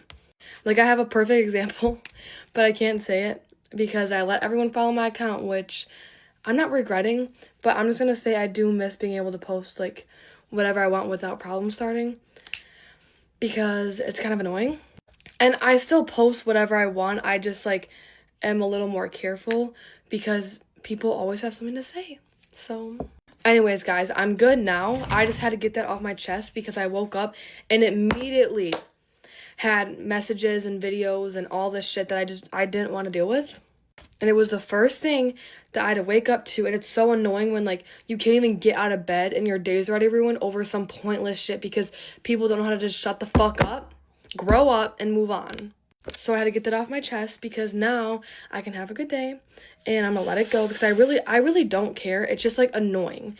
You know what I mean? Because like no matter what, I can't escape it. Anyways, no hate to anyone who's doing this. I just cannot deal with it right now.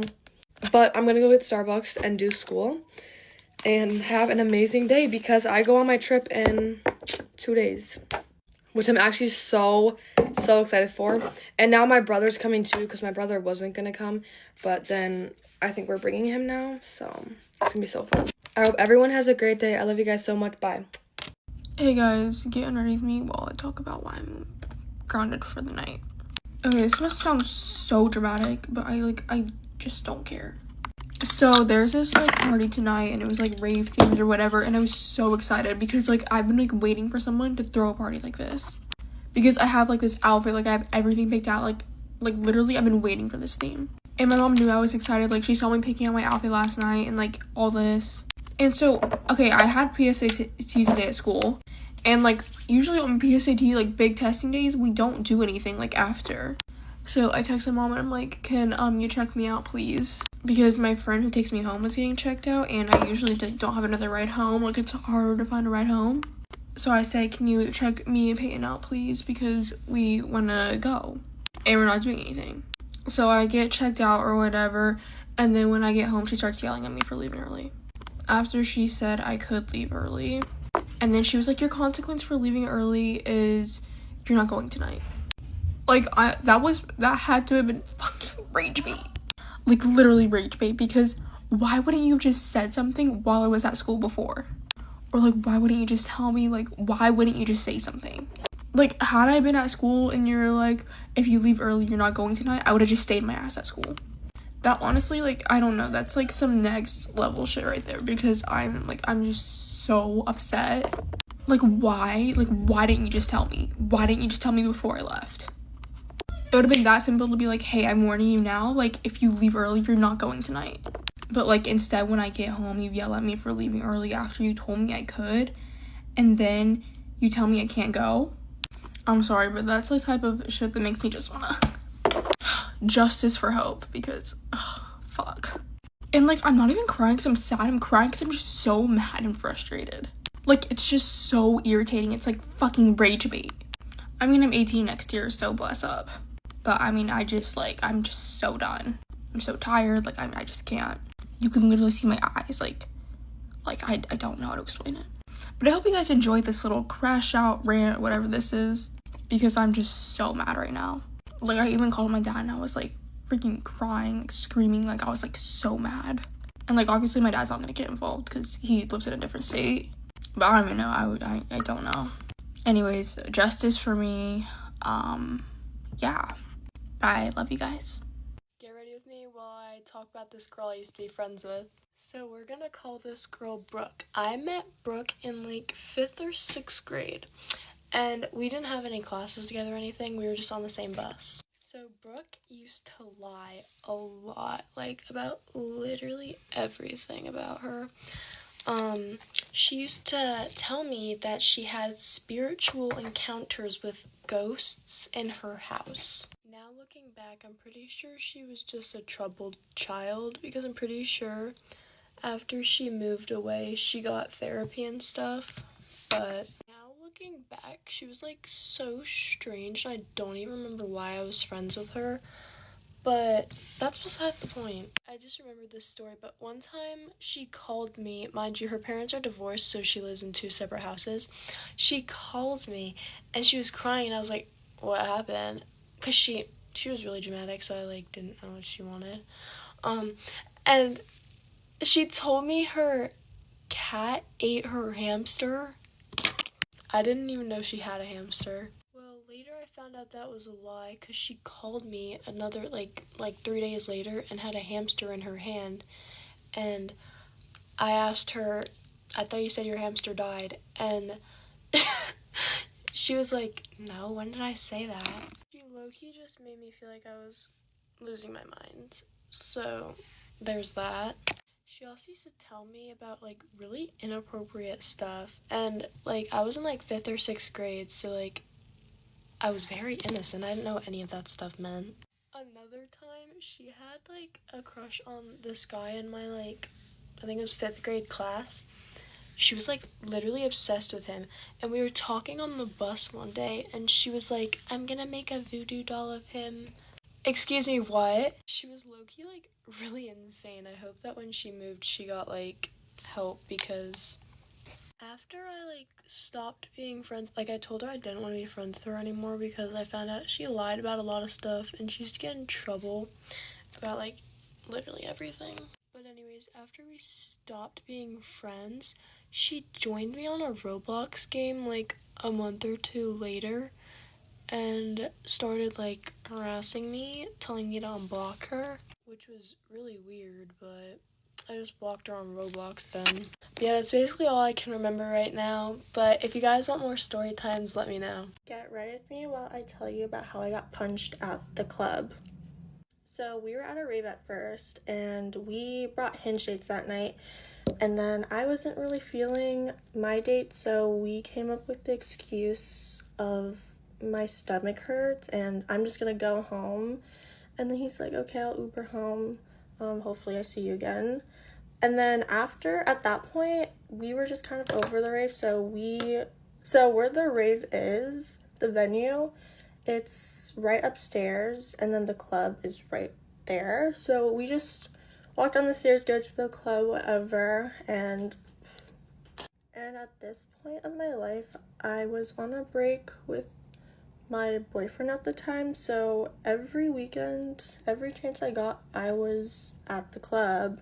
So I obviously thought this was just going to be another fun weekend with the girls clubbing, but boy, was I wrong, because this experience, after this happened, I did not go clubbing or go out for like a good year. Like, it was only until this month I was able to go back to that club with no problem, because just like the thought of going back to the club before gave me like such bad anxiety. I think just like going out in general made me just not want to go out, because I was a little hermit for a year. And I swear to God, at this time I had just gone blonde, and I noticed like whenever I go back to blonde, I feel like everyone just hates me or I get treated worse, because whenever I had my natural dark hair, I feel like people are a lot more friendlier to me. So I don't get what it is with me being blonde that gets me into these situations. So we walk in the club, and at that point I really need to use the bathroom. We all need to use the bathroom, so we get in, we walk to the bathroom, and I don't even know how to explain how this happened. So the bathroom, like, there's a wall here, like pretend this is a wall, and then you cut a corner and then go down a little bit more, and then the bathroom door is there. So pretend this is me. I'm walking, me and my friends are walking, and then when we turn here, like the wall is right here, I turn backwards. And because I'm talking to my friends, I turn backwards, so I'm walking backwards, right? And like I said, I was walking backward because I was talking to my friends. So here's me walking backwards, and then there's a girl right here. So I'm walking backwards, and obviously I'm backwards, so I don't see anyone. So I accidentally step on this girl's foot, and right when I step on this girl's foot, I just feel like this super hard push, and I was just like, and then I turn around and I'm like, oh my God, I'm so sorry, I did not see you there. And this girl, I'm 5'3", and this girl is tiny, like, I don't know, maybe 5 foot or something, but she was obviously shorter than me, and I wasn't wearing high-heeled boots. My boots are flat, so it's like, okay, this girl is tiny. So I'm saying sorry to this girl because she seemed so pressed about the fact that I accidentally stepped on her foot while I literally couldn't even see her. I mean, I don't have eyes in the back of my head, and I just keep saying sorry to this girl, and she's just like leaning against the wall, like with her arms crossed and not even making eye contact with me. And at this point, I'm pretty drunk, and I don't know if anyone can relate to this, but when I'm drunk, I have no problem with being a little bit confrontational, or I'm just not scared to, like, I'm just not scared to say how I feel. So I start getting a little, not like defensive, but I just start being a little bit more firm because I'm done being nice, because being nice is not working with this girl. I'm just like, I said I was sorry. Like, okay, I don't think I said it like that. It was more of like I said I was sorry. And then my friend stands in between us because she can see I'm getting a little bit heated, because drunk me is like, why the fuck is she not answering my apology? Like, we're supposed to be girls. We're not supposed to be fighting like this, especially at the club. So finally she's just like, we're good. It's good. We're good. And then she goes to dab me up, and I was just kind of confused because a girl's never asked to dab me up before. And I was like, okay, we're good. And I kind of should have known not to, like, mess with this girl, because, okay, I'm not gonna judge what anyone wears, whatever. They can wear what they want, whatever makes you happy. But I was wearing a cute mini dress from Outcast, looking cute. And this girl was, like, wearing jeans, some sneakers, and an ugly green top. I'm like, girl, we're at the club. Why aren't you looking cute? And like, her hair wasn't done. She didn't have like makeup on, so she just looked a little bit more rough around the edges, and I should know, don't mess with her. After she goes to the bathroom, whatever, I turn to my friends and we're just debriefing about what happened, because I was like, that was so unnecessary to do all that after I apologized like 100 times. Like, what the fuck was that? And we were just talking about the situation, right? So the door opens, she comes out, and I just see her going at me, and she was like, I heard what you said about me, and just straight punches me in the nose.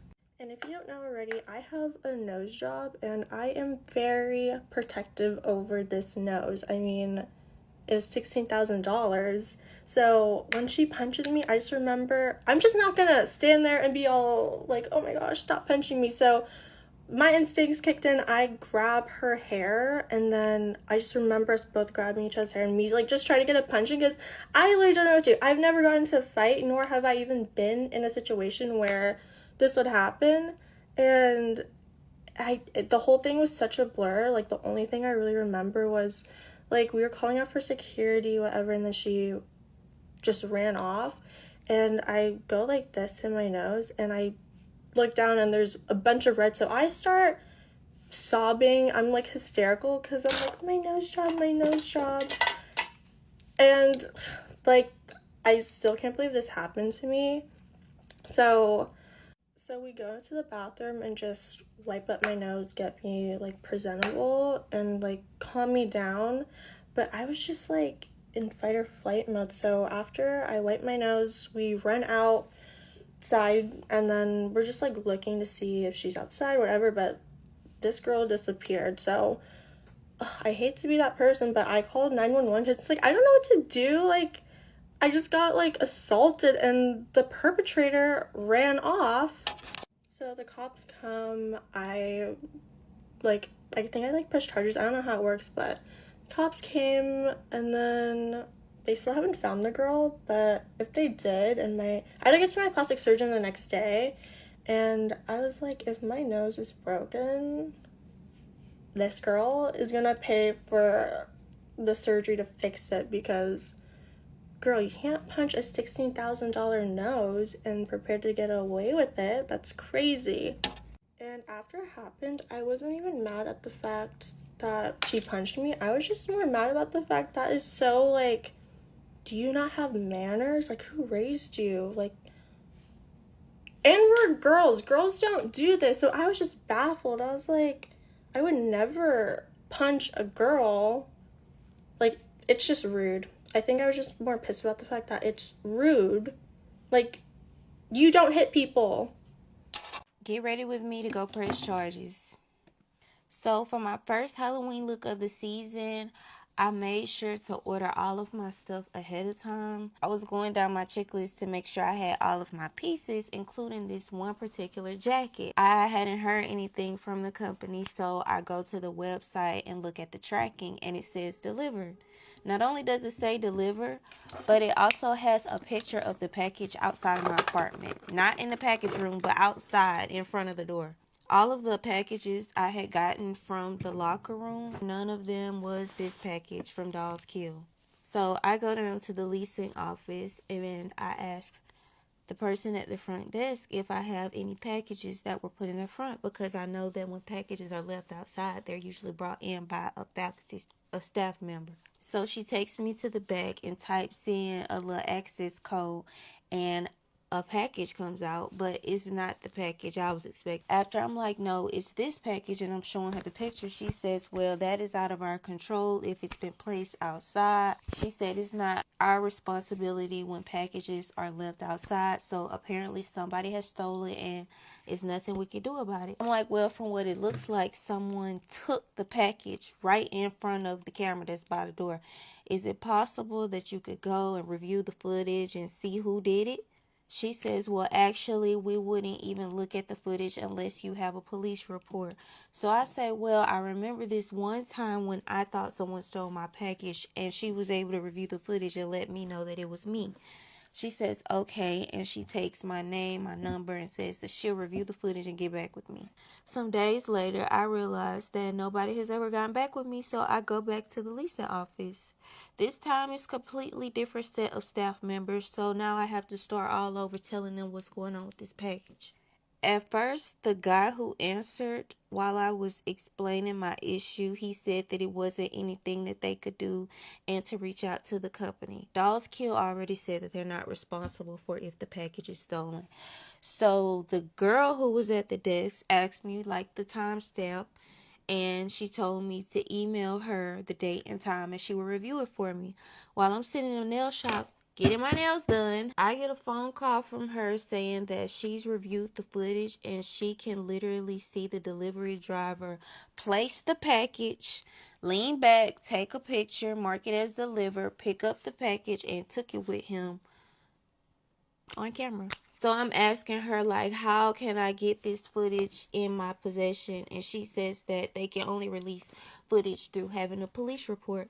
So now I'm getting ready to go file a police report for the first time in my life. I wish he didn't steal my package, but I'm still grateful that my pictures still came out cute. I didn't have time to be rescheduling because my service providers are booked for the entire month, so I had to work with what I had, and they came out so cute. So the actual delivery company responsible is on track, and I reached out to them and let them know that one of their drivers had stolen one of my packages. They got back with me and said that there's nothing that they can do because of how long ago it was. Mind you, they delivered/stole the package on October 5th. I reached out to them on October 14th, which is when I found out, and they responded to me saying it's nothing that they could do on October 20th. This is Huda's Easy Bake Duo in the shade Pink Pumpkin. It is so cute.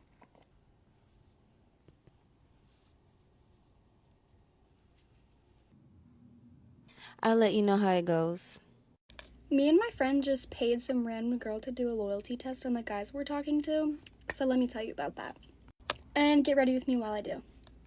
I'm going to the gym right now, so I'm like gonna try to get this like story out really quick, and I know the guys are gonna see this video, and oh my gosh, I know they're gonna whine about it and cry about it. Just shut up, honestly. We're not mentioning your names, so pipe down.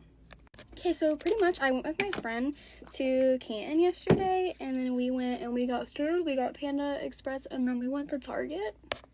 And if like you don't know, like us four, like me and my friend and then these two guys, like me and my friend will rage bait these guys for the entire time we're like talking, hanging out. Like we rage bait the shit out of them.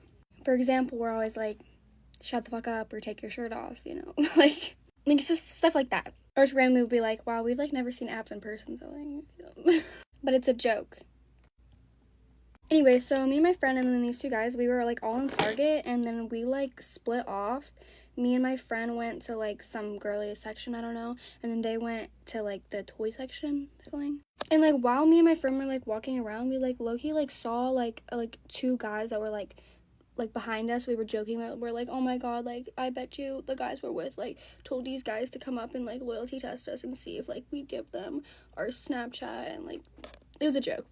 But then that just like sparked something in my head, and I was like, wait a minute, that's a good fucking idea. We should do that. So me and my friends start like walking around the store, and we're like trying to find a girl that's like close to our age and like that we think would be like willing to do it. So eventually we see this one girl that's like by herself in like the makeup aisle or something, and we're like, this is the perfect one. She's like around our age, she's pretty, she's like seems like she'd be really nice, you know, whatever. So we walk up to her, and we like first we're like, do you have Cash App? And then we were like, wait, she's gonna think we want her to like pay for our stuff. And she was like, no, sorry, I don't have Cash App. And we were like, wait, hold on. We're like, we start explaining, we're like, we need you to go loyalty test our boyfriends. And she was like, we're like, we'll Cash App you, we'll pay you to do a loyalty test on our boyfriends. And she's like looking around, she's like, is this a prank? Like, is this a prank? Or you're like, you guys for real? And we're like, no, we're for real, girl. And we're like, just like go up and like ask for their snaps and see if they give it to us. And she's like, how long have you guys been dating? And we're like, a couple months. Mind you, we're not even dating these people or like even like actually talking. I literally just got all ready, and then all that cut out because it connected to my car. So now I have to re-say all of it. But pretty much, we're not even dating or talking to these guys. We told her we were dating for like a couple months, and then she's like, okay. Even her mom got involved in it, her dad, because they came up and they're like, what is going on? Like, do you know these girls? And she was like, no, and we're like, we just met. And like her mom was like, oh my god, this is amazing, like this is great, like you know your answer, you need to leave them, like blah blah blah. So she like starts recording, we like add this girl on Snap and everything, and she like records it all. Basically she went up to them and she was like, hey, can I get your guys' Snap? Like I was just like wondering, like I thought you were really cute. And they're like, which one? And she was like, both. Tell me why. No hesitation. He gives out his full entire Snap, even spells it for her. Say his name was like Sam Johnson 1234. He was like, it went something like this. She was like, hey, can I get your Snap? Sam Johnson 1234 SAM. Like, no hesitation. He folded, zero pressure. So she comes back and she like tells us all of this, and we're like, what the fuck? Like, no way. Mind you, the other boy that we were with, he just like sat there. He never said anything. So anyway, so we walk up to them. We nonchalant. Walk up. We like act like we don't know anything. And they like look really weird. Like they look like they're guilty, but they say nothing. So we get in our car, and me and my friend, we just like keep playing these like cheater songs, you know. And every time it gets to a part about like cheating, we like would stare at them and like scream it, like sing it like really loud. It was so funny. And I feel like they low-key started catching on a little bit. But then she like my friend put her lock screen as the girl's Snapchat, and like they saw it, and then they were like, they should have known. Like they know we would do something like this. And then we start playing the video that the girl sent us, and he literally folded under zero pressure. And he was just like, he was like silent. He didn't really say anything. He was just like, we aren't talking. We aren't dating. And we're obviously like, we're calling him a cheater and everything, like rage bitting them. And he was like low-key getting pissed. Like, bro, you just fucking gave out your Snap to a random fucking girl. But me and this girl, like, we are like all like really good friends now. Not the two guys, obviously.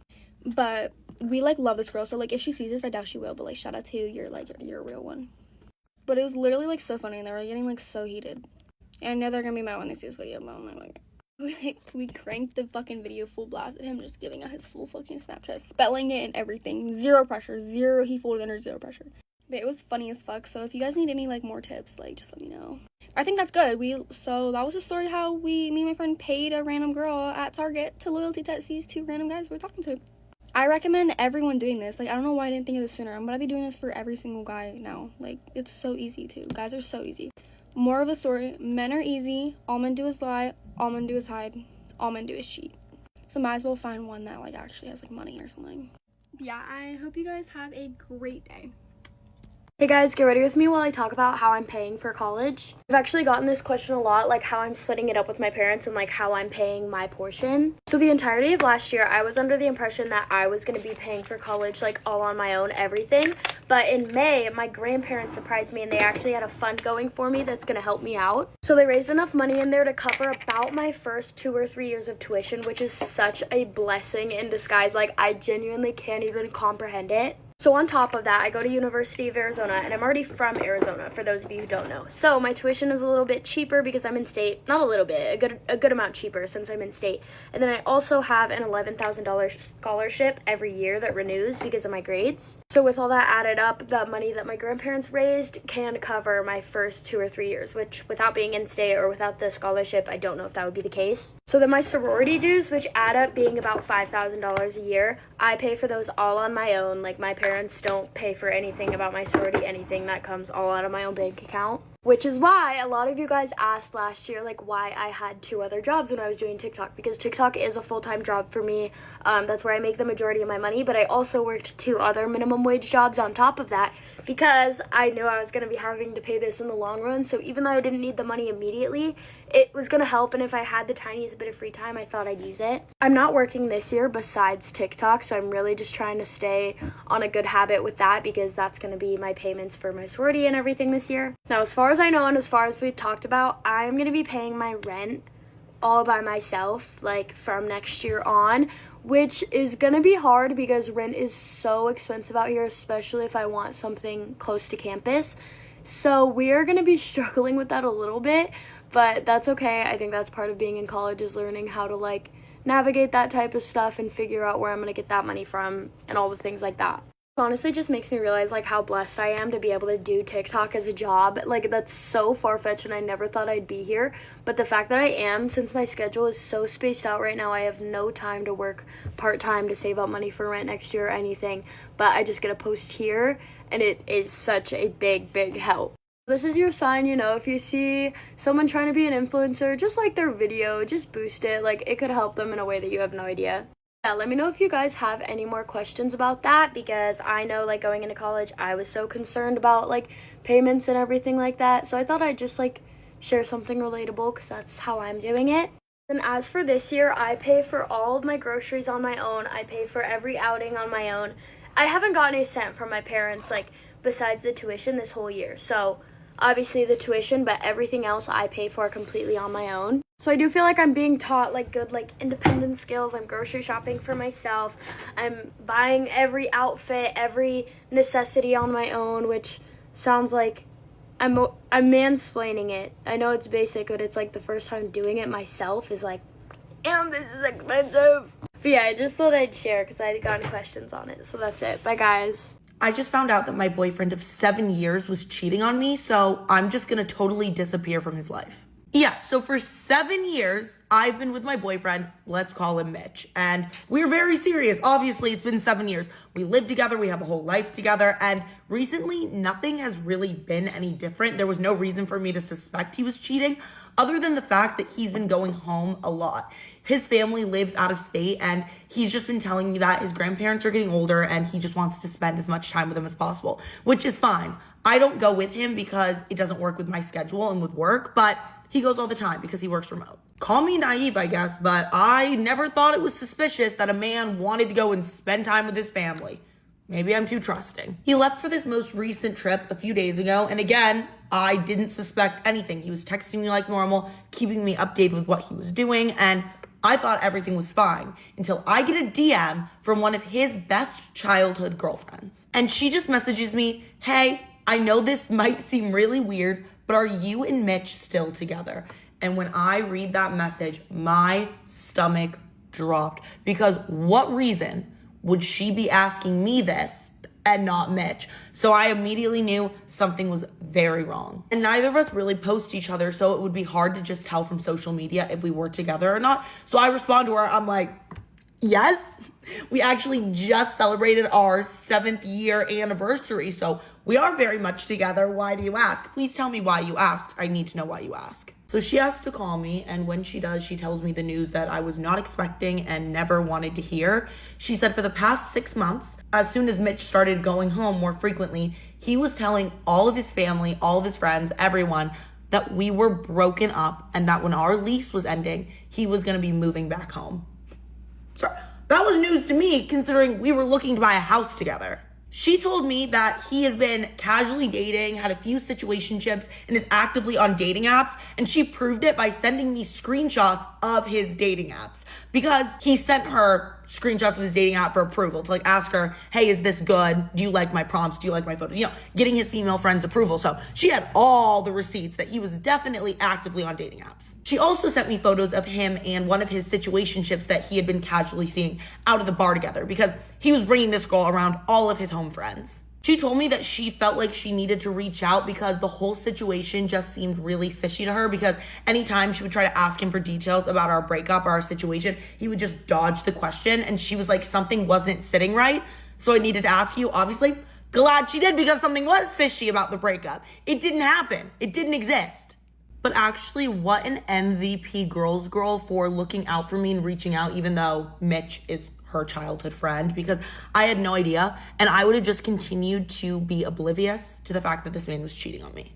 So I tell her, hey, I already know you've done a huge favor by letting me know this information, but can I ask you to just not say anything to Mitch? I don't want him to know that I know. And she was like, you know what? Yeah, he's in the wrong here. I won't say anything. He will be getting home from his trip in about 5 hours, and when he does, he will be surprised to come back to a completely emptied out apartment. All of my stuff is going to be gone, and I'm just going to leave all the evidence of him cheating out on the kitchen table. So he knows that I know. I will be blocking him on absolutely everything, and I also am going to have all of my friends and family block him on everything. So he will have no way to get in contact with me and no way of finding out where I am or what I'm up to.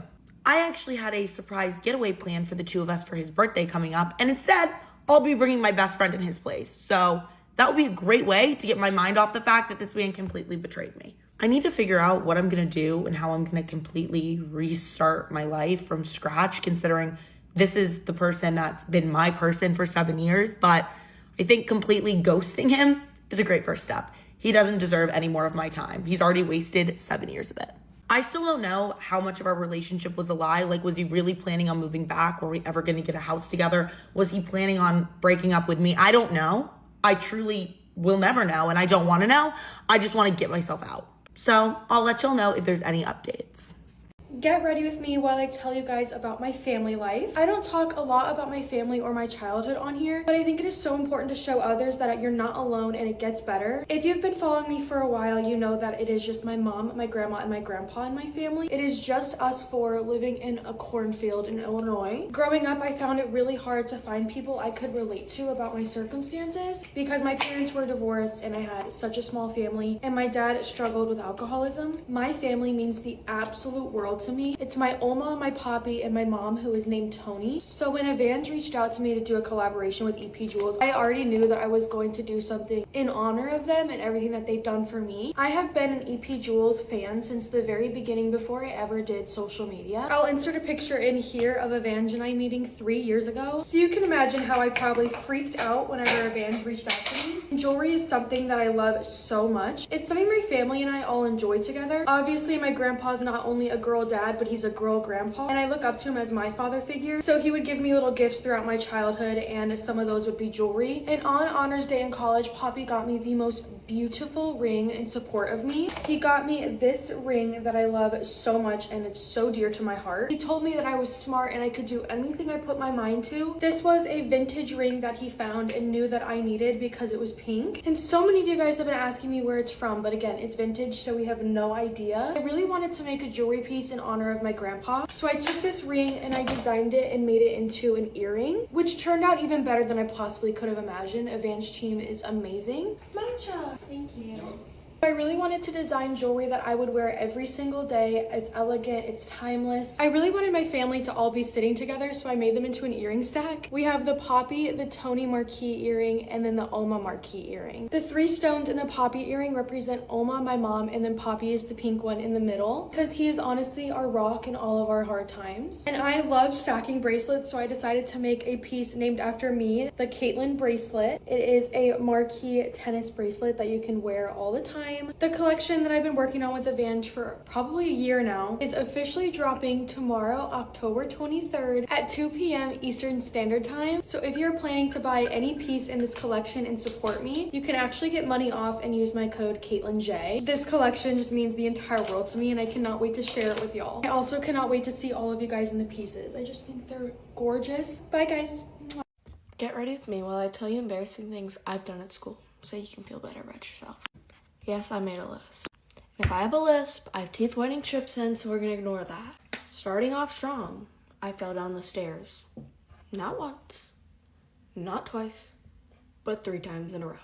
I didn't like face plant, but I like tripped because I thought I could be all nonchalant and cool and like text my friend while I'm walking down the stairs. So I'm typing. My foot slips because I'm wearing Uggs and I like jump down 2 steps. I'm like, okay, whatever. No one caught that. Kind of nonchalant. I keep on going. I do it again. I'm like, that's so embarrassing. I made it to the end of the stairs. I'm like, wow, that was embarrassing. My shoe falls off and I fucking trip and I'm like tripping for a hot minute. I'm like walking and like just like falling as I'm walking. So sorry to anyone in the stairwell who had to witness me falling. Next at lunchtime, I screamed at the top of my lungs and I started sobbing. So like a little back information, I'm horrified of bugs. Like I hate them. I don't like ladybugs and I don't like butterflies, especially. I hate butterflies so much. So there's a butterfly near me and it's like flying near the ground and it fucking scares the hell out of me. So I start stomping on it so I can kill it. And my friend who loves bugs and loves butterflies screaming no no no, so she picks it up and she starts chasing me with it. I'm running outside all over the back patio. Everyone's staring at me because my friend's chasing me with the butterfly and I'm literally screaming on the verge of tears and then she throws it at me. I screamed at the top of my lungs. Yes, I know it's stupid, but I really hate bugs. Like, I hate them. Anyways, I ran to my friend Kayla, and I jumped into her arms, and I shed a tear or two. Love you, Kayla. This next one, I think about almost every single day, and I don't even understand how it happened, but it was genuinely the most embarrassing thing ever. So, for testing, you can be assigned to, like, different rooms, or you can be assigned to the gym. So I was assigned to the gym. So in the gym, they have these like little flimsy desks and then you have your separate chair. You can't sit on the desk. You can't like lean on the desk, none of that. So I'm there, I'm doing my exam, I'm doing whatever. Other desks have collapsed, but it wasn't loud. It was just like, oh, well, their desk fell. How embarrassing. Anyways, I finished my test. I put my elbow on the desk. My elbow. Does it look heavy? No. I put my elbow on the desk. Boom. When I tell you, everyone whipped their heads around. Everyone thought it was a gunshot. Because did my desk collapse on one side and just like fold and close? No.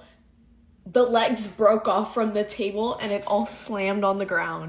And obviously, like, everything that was on my desk, like the 5 pens that they make you bring and the water bottle that I had rolls away and, like, my papers fly away, too, because why not? And then when your desk breaks or, like, something happens, they have to move your desk or, like, move where you're sitting. It's in the rules. I don't know why, but, like, I was literally done with my test at that point, but they think you're cheating, so they have to move your desk if it breaks. So I have to get up in front of the over 100 kids in this gym, walk all the way to the other side and sit my ass down in a different desk. I literally died of embarrassment, and I was also standing there for 5 minutes before they gave me a new desk because I thought they were gonna let me sit in the same desk, so I was just waiting for the guy to fix the desk again. And literally the guy drops the desk, so it slams again, and then everyone looks again.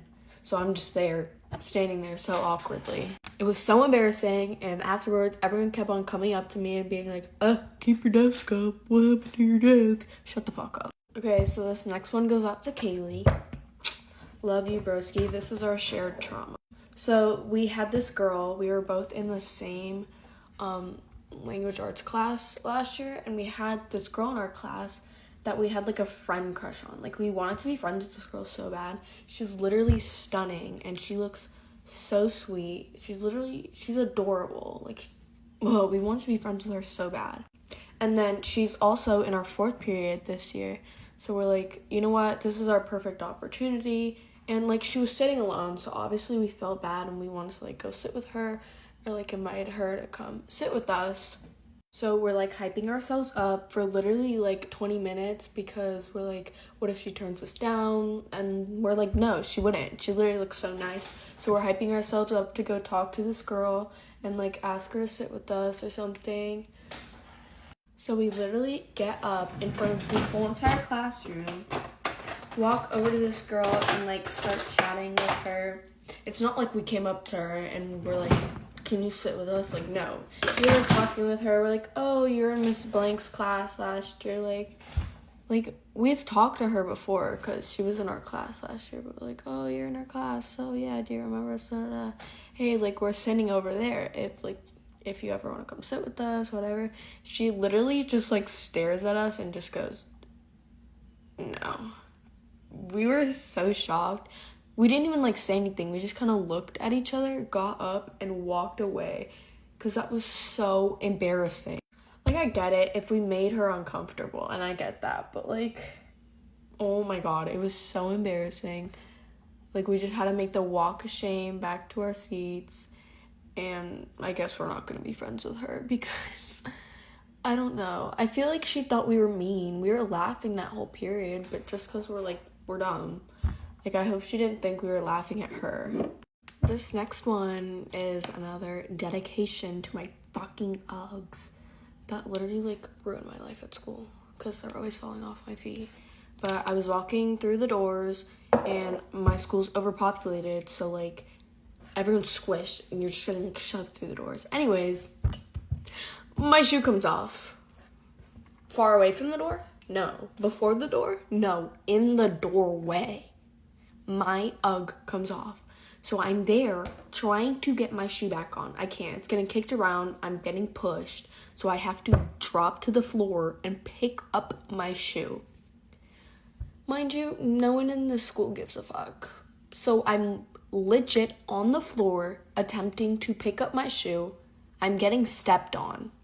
Kids don't stop and let me pick up my shoe. No, they're walking on top of me or like stepping over me.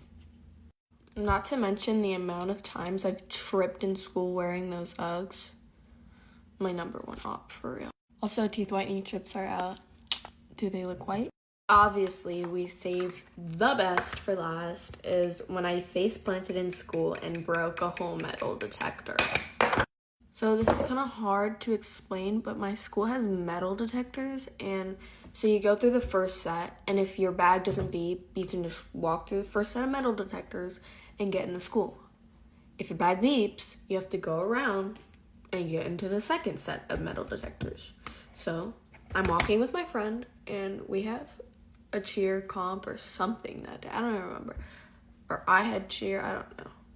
So I have cheer, I'm walking all my cheer bag, and obviously I have like a metal can of hairspray and a whole hair straightener. So the metal detector goes off. I'm like, okay, I expected it to. I keep on walking, I go through the second one, it beeps, and it's not supposed to beep the second time around. So the lady starts making me take everything out of my bag, and so I take everything out of my bag. She's like, walk through again with just your school bag. So I'm walking through. Then she starts saying something to me as I'm walking through. So I turn around. Do I stop walking to talk to her? No, I keep on walking this way. I trip over a metal detector. These huge things. I trip over it. Fully face plant with my backpack on too. So it's like, my backpack's so heavy, so it's like full force to the ground. My friend described it as my head legit like boing, like bouncing off the ground. And I also knocked over the metal detector. So there's that. And then I had to wait like 10 minutes for her to reset the whole thing because I fucking broke it. Anyways, not a lot of people witnessed that, luckily, but it was still so embarrassing.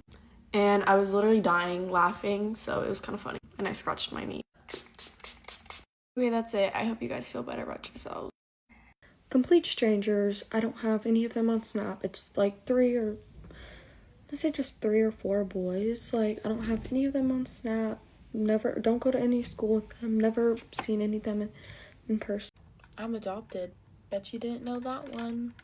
The other day I posted a video like talking about how my dad spoils me, and then I let it slip that he's like technically not my real dad. So here's a story. So my mom had me with a Peruvian, hence why my genes are completely fucking nerfed. So I'm half white and half Peruvian, so it's like Native American. I honestly forget my bio dad's name. Paulo! Oh my god, I remembered. He was never in the picture. He was apparently really mean to my mom when she was pregnant, and I've never known him, but I do know my bio grandpa. Love him.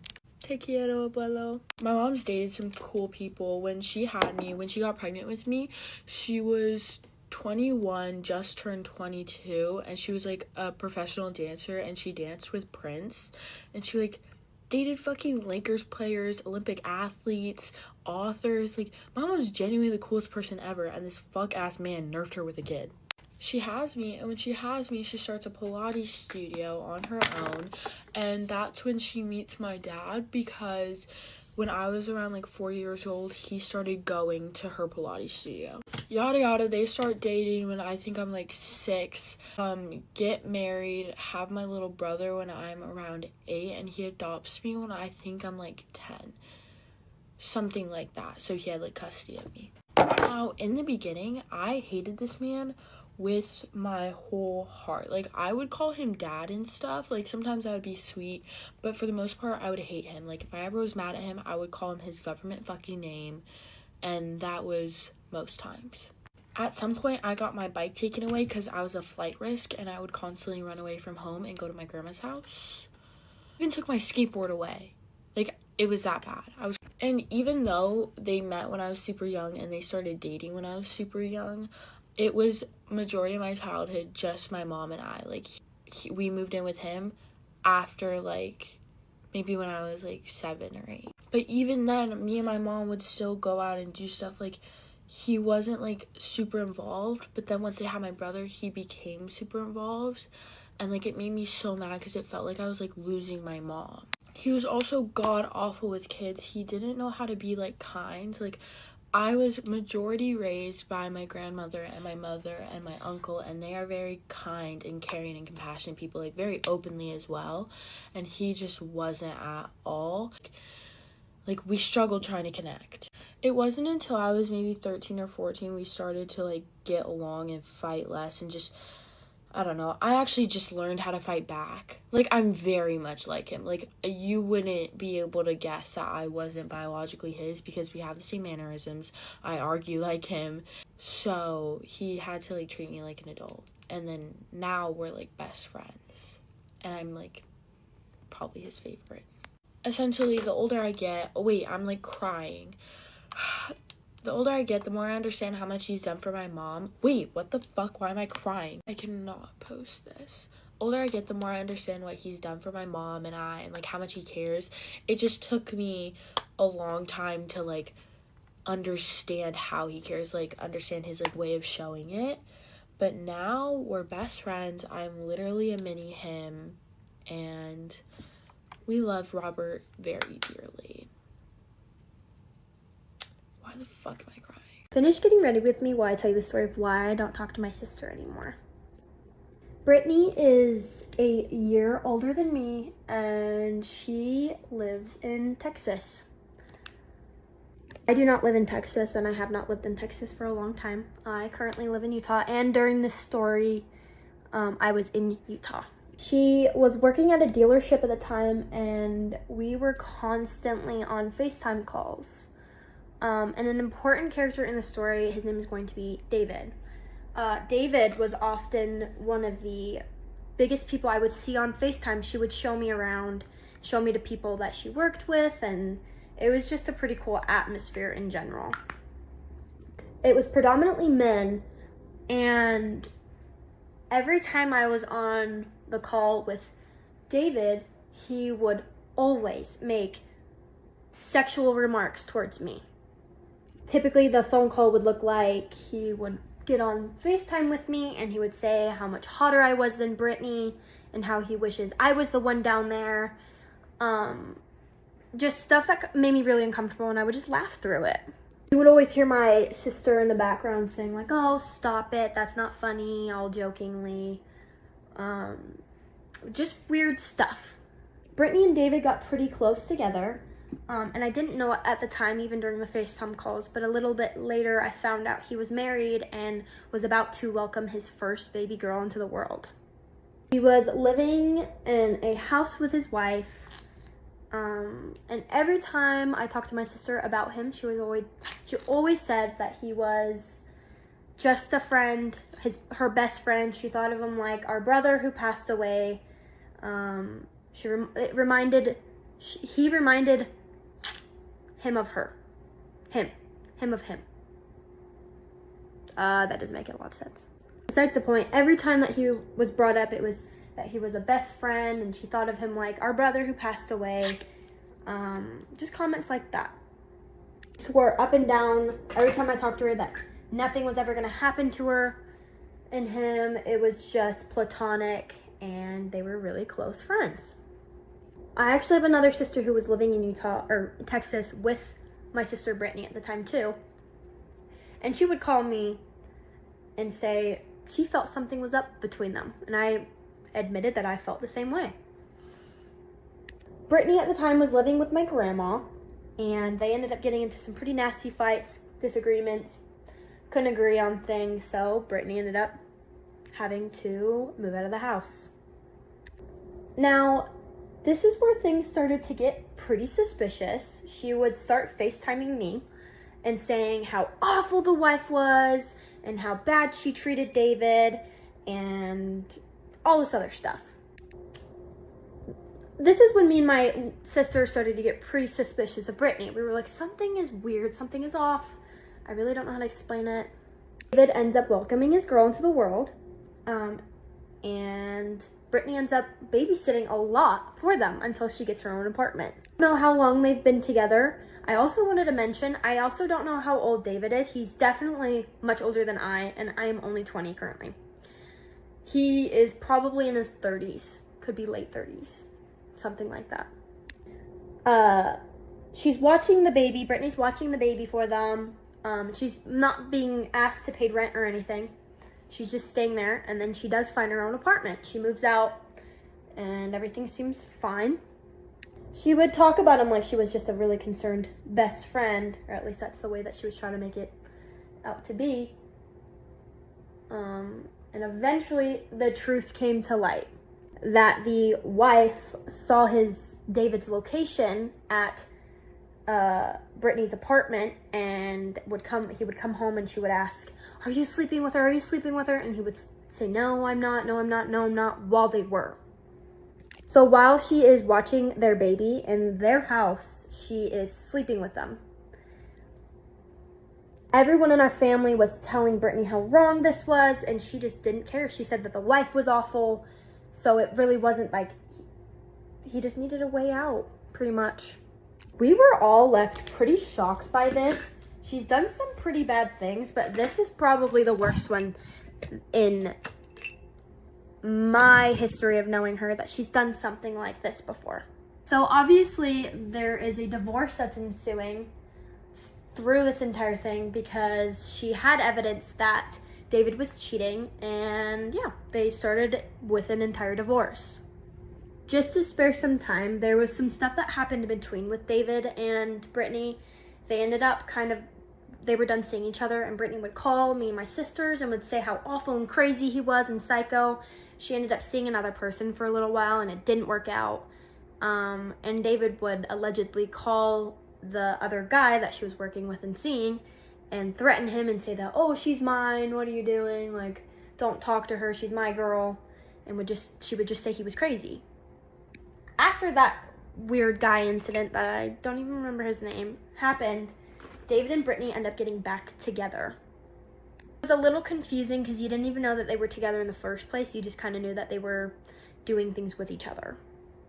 Obviously, the divorce was pretty messy just due to the fact that he was cheating the entire time, and there was a baby involved with it. There's also another event that happened that I don't feel comfortable sharing myself because it's not my own personal experience, but she ended up not keeping a baby the first time. Later down the line, Brittany ends up moving in with David. They end up getting a house together and everything seems fine. And we all still want to have our sister, so we have to talk to her and act as if we don't know anything. Even being around David, I was always so uncomfortable just because of what he had said even the first time of me meeting him, and also knowing everything that I had known. It was hard for me to look at anyone in this scenario the same way that I had before. And I felt such a heavy weight of anger and sadness for the wife, not only for the fact that she had just given birth, and that is such a vulnerable time for a woman, but also she was just being lied to the entire time.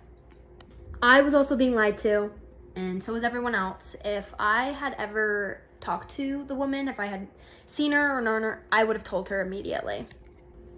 Flash forward, Brittany and David end up getting pregnant together. Surprise! Brittany and David did not have what seemed like a good relationship. Brittany would always call me, even before the pregnancy, in the work bathroom and would complain about how controlling he is and how he just goes off on her for random reasons. And I could hear him outside the door banging, "When are you coming out? Get out, get out." He was upset that day because they were not eating lunch together. The entire family was pretty supportive because there was nothing they could do at this point. While they were disappointed and confused by all the events that took place, a lot of them actually didn't even know that this happened. Still to this day, a lot of the family does not know that she did that, and she keeps it pretty hush-hush because why wouldn't you? I have no respect for him as a person. He did give me my niece, who I never see, just because my sister is not a very good person, and this story is kind of one of the many as to why I do not talk to her anymore. Even when my sister got pregnant with David's baby, he was out at strip clubs, and I know this because she would call me and would cry complaining about all of the stuff that he was doing, such as going to a strip club. Still to this day, if you were to ask her like why she did what she did, she would not be able to give you a reason, but would still bash the baby mama hardcore, saying how crazy she is and ABCDEFG. All I can hope for now is the best for everyone and all of the babies involved, and that's it. That's my story time. Thanks for joining me. Hi you guys, get ready with me while I drop some of my high school lore. So I fear this post is going to be a little bit risky because the people I'm going to be talking about today are definitely going to see it, but it's fine. Okay, so my sophomore year of high school, I had just started talking to this guy, and he had an ex-girlfriend of about like 2 weeks. Like they were broken up for like 2 weeks. They dated for like 2 years, that type of thing. And she went to our school too, but I was never friends with her, never talked to her. And basically she found out that me and, I'm gonna call him Joe, that me and Joe started talking. She like texts me, she's like, "Hey girl, like we haven't really broken up yet, and like I think you're so gorgeous and stuff, but like basically we're still talking and everything." And I was just like, Obviously I asked Joe, I was like, "Are you guys like still talking? Like should I back off? Like whatever." And he was like, "No, literally delete her number." And I was like, "Okay, period, like okay." And then basically fast forward like 3 months, he asked me to be his girlfriend, and we're dating for like a month at this point, I think. And then she basically like TP's my house. And it was like fine, like whatever, like I TP people's houses too at the time, like I didn't care really. But obviously I had to get her back. So me and a bunch of people TP'd her house, and I think we did a good job. I think we low-key ate her up. And I thought it was like done, because I was like, okay, we're even. I don't even know why you care at this point, because we've been dating for like a month, talking for like 4 months, but whatever, we're even. I don't care about it anymore. And fast forward like a month or two, I think it was like 2 months, and she TPs me again, but this time she like fucked up my house. Like she got that shit like fucked up. Like, I mean, saran wrap. We have like pillars outside my house. She saran wrapped them together and like threw ketchup everywhere and shit. And I was just like, oh, and I live like in the forest, by the way. So I have a lot of fucking trees. So I have a really good house to TP. Probably shouldn't say that, but I do. Anyways, my mom's like pissed, and then we're like looking at each other and we're like, yeah, we're not cleaning this shit up. So she calls the cops, and they come over and they're like, yeah, this is not okay. We're gonna go like to each of their houses who TP me, and then we're gonna go get them to clean it up. And that's exactly what they did. And I'm not gonna lie, you guys, I really enjoyed that part. Like, I love that they just spent all the money to fuck up my house, and then the next day had to go clean all of it up. And we said it wasn't good enough, and they had to like keep doing it, and I was just enjoying myself, because that's on you, that's karma. Anyways, so it's like our junior year of high school now, and she basically turns like 15 girls in our grade like against me, because I'm a homewrecker. For some reason, I never understood that part, because I've never talked to you. How am I a homewrecker if I've literally never talked to you? We were never friends. Like, I don't even know you. And basically, she has a whole new boyfriend at this point, literally for about like 2 months. It was like December, I think, of my junior year. And then one of her friends like makes a TikTok between me and her, and it's like, who would win in a fight? Like, and it's like her versus me, like I'm such a downgrade, whatever. And I was like, just like, I don't even talk to either of you. Like, that was the weirdest fucking shit I've ever seen. And low-key, she thought she turned like a bunch of girls in our grade against me, but every single party I ever went to, I had every single girl but her, obviously, because she still hates my guts. I don't really know why, but I had every single girl come up to me, and they were like, I think you and Joe are so cute together. Like, she's crazy. The amount of friends that she has that has told me she's crazy is wild. Like, she wouldn't even believe it. So I was like I completely forgot about it. Me and my like ex, we were dating for like 2 years. Oh yeah, we're broken up now at this point. We've been broken up for a couple months now, but we're dating for almost 2 years, like a year and a half, and we were at this party, and then I see his ex, Joe's ex. She's glaring at me, looking me up and down, thinking she's eating, and I'm literally like, you still care? Like, what? I don't even know if I mentioned this part, but when she TP'd my house for a second time, it was literally so bad. And like, she would post me on her story and like make fun of me, like make group chats about me, like constantly. Like, I was the face of like one of her, like her and her friends, like background in our group chat, and I'm just like, bro. Then fast forward to the past summer, me and my ex break up, and they got together. Shocker, shocker. Ex-boyfriend got with his ex. Like, shocker. Wow. And I just want to like say this here, like now, I do not care about my ex. I don't care about his ex-girlfriend. I don't know if they're still talking. I don't know if they're dating. I blocked them on like mostly everything, so I don't really care. I've completely moved on. I just thought this was an interesting story to tell, so I have so much more to say. But honestly, we're just gonna leave it. We're just gonna leave it there. I'm all done with my makeup now, and I love you guys all so much. If you enjoyed this, then let me know if you want more high schooler, because I definitely have it. But I'll talk to you guys later. Bye!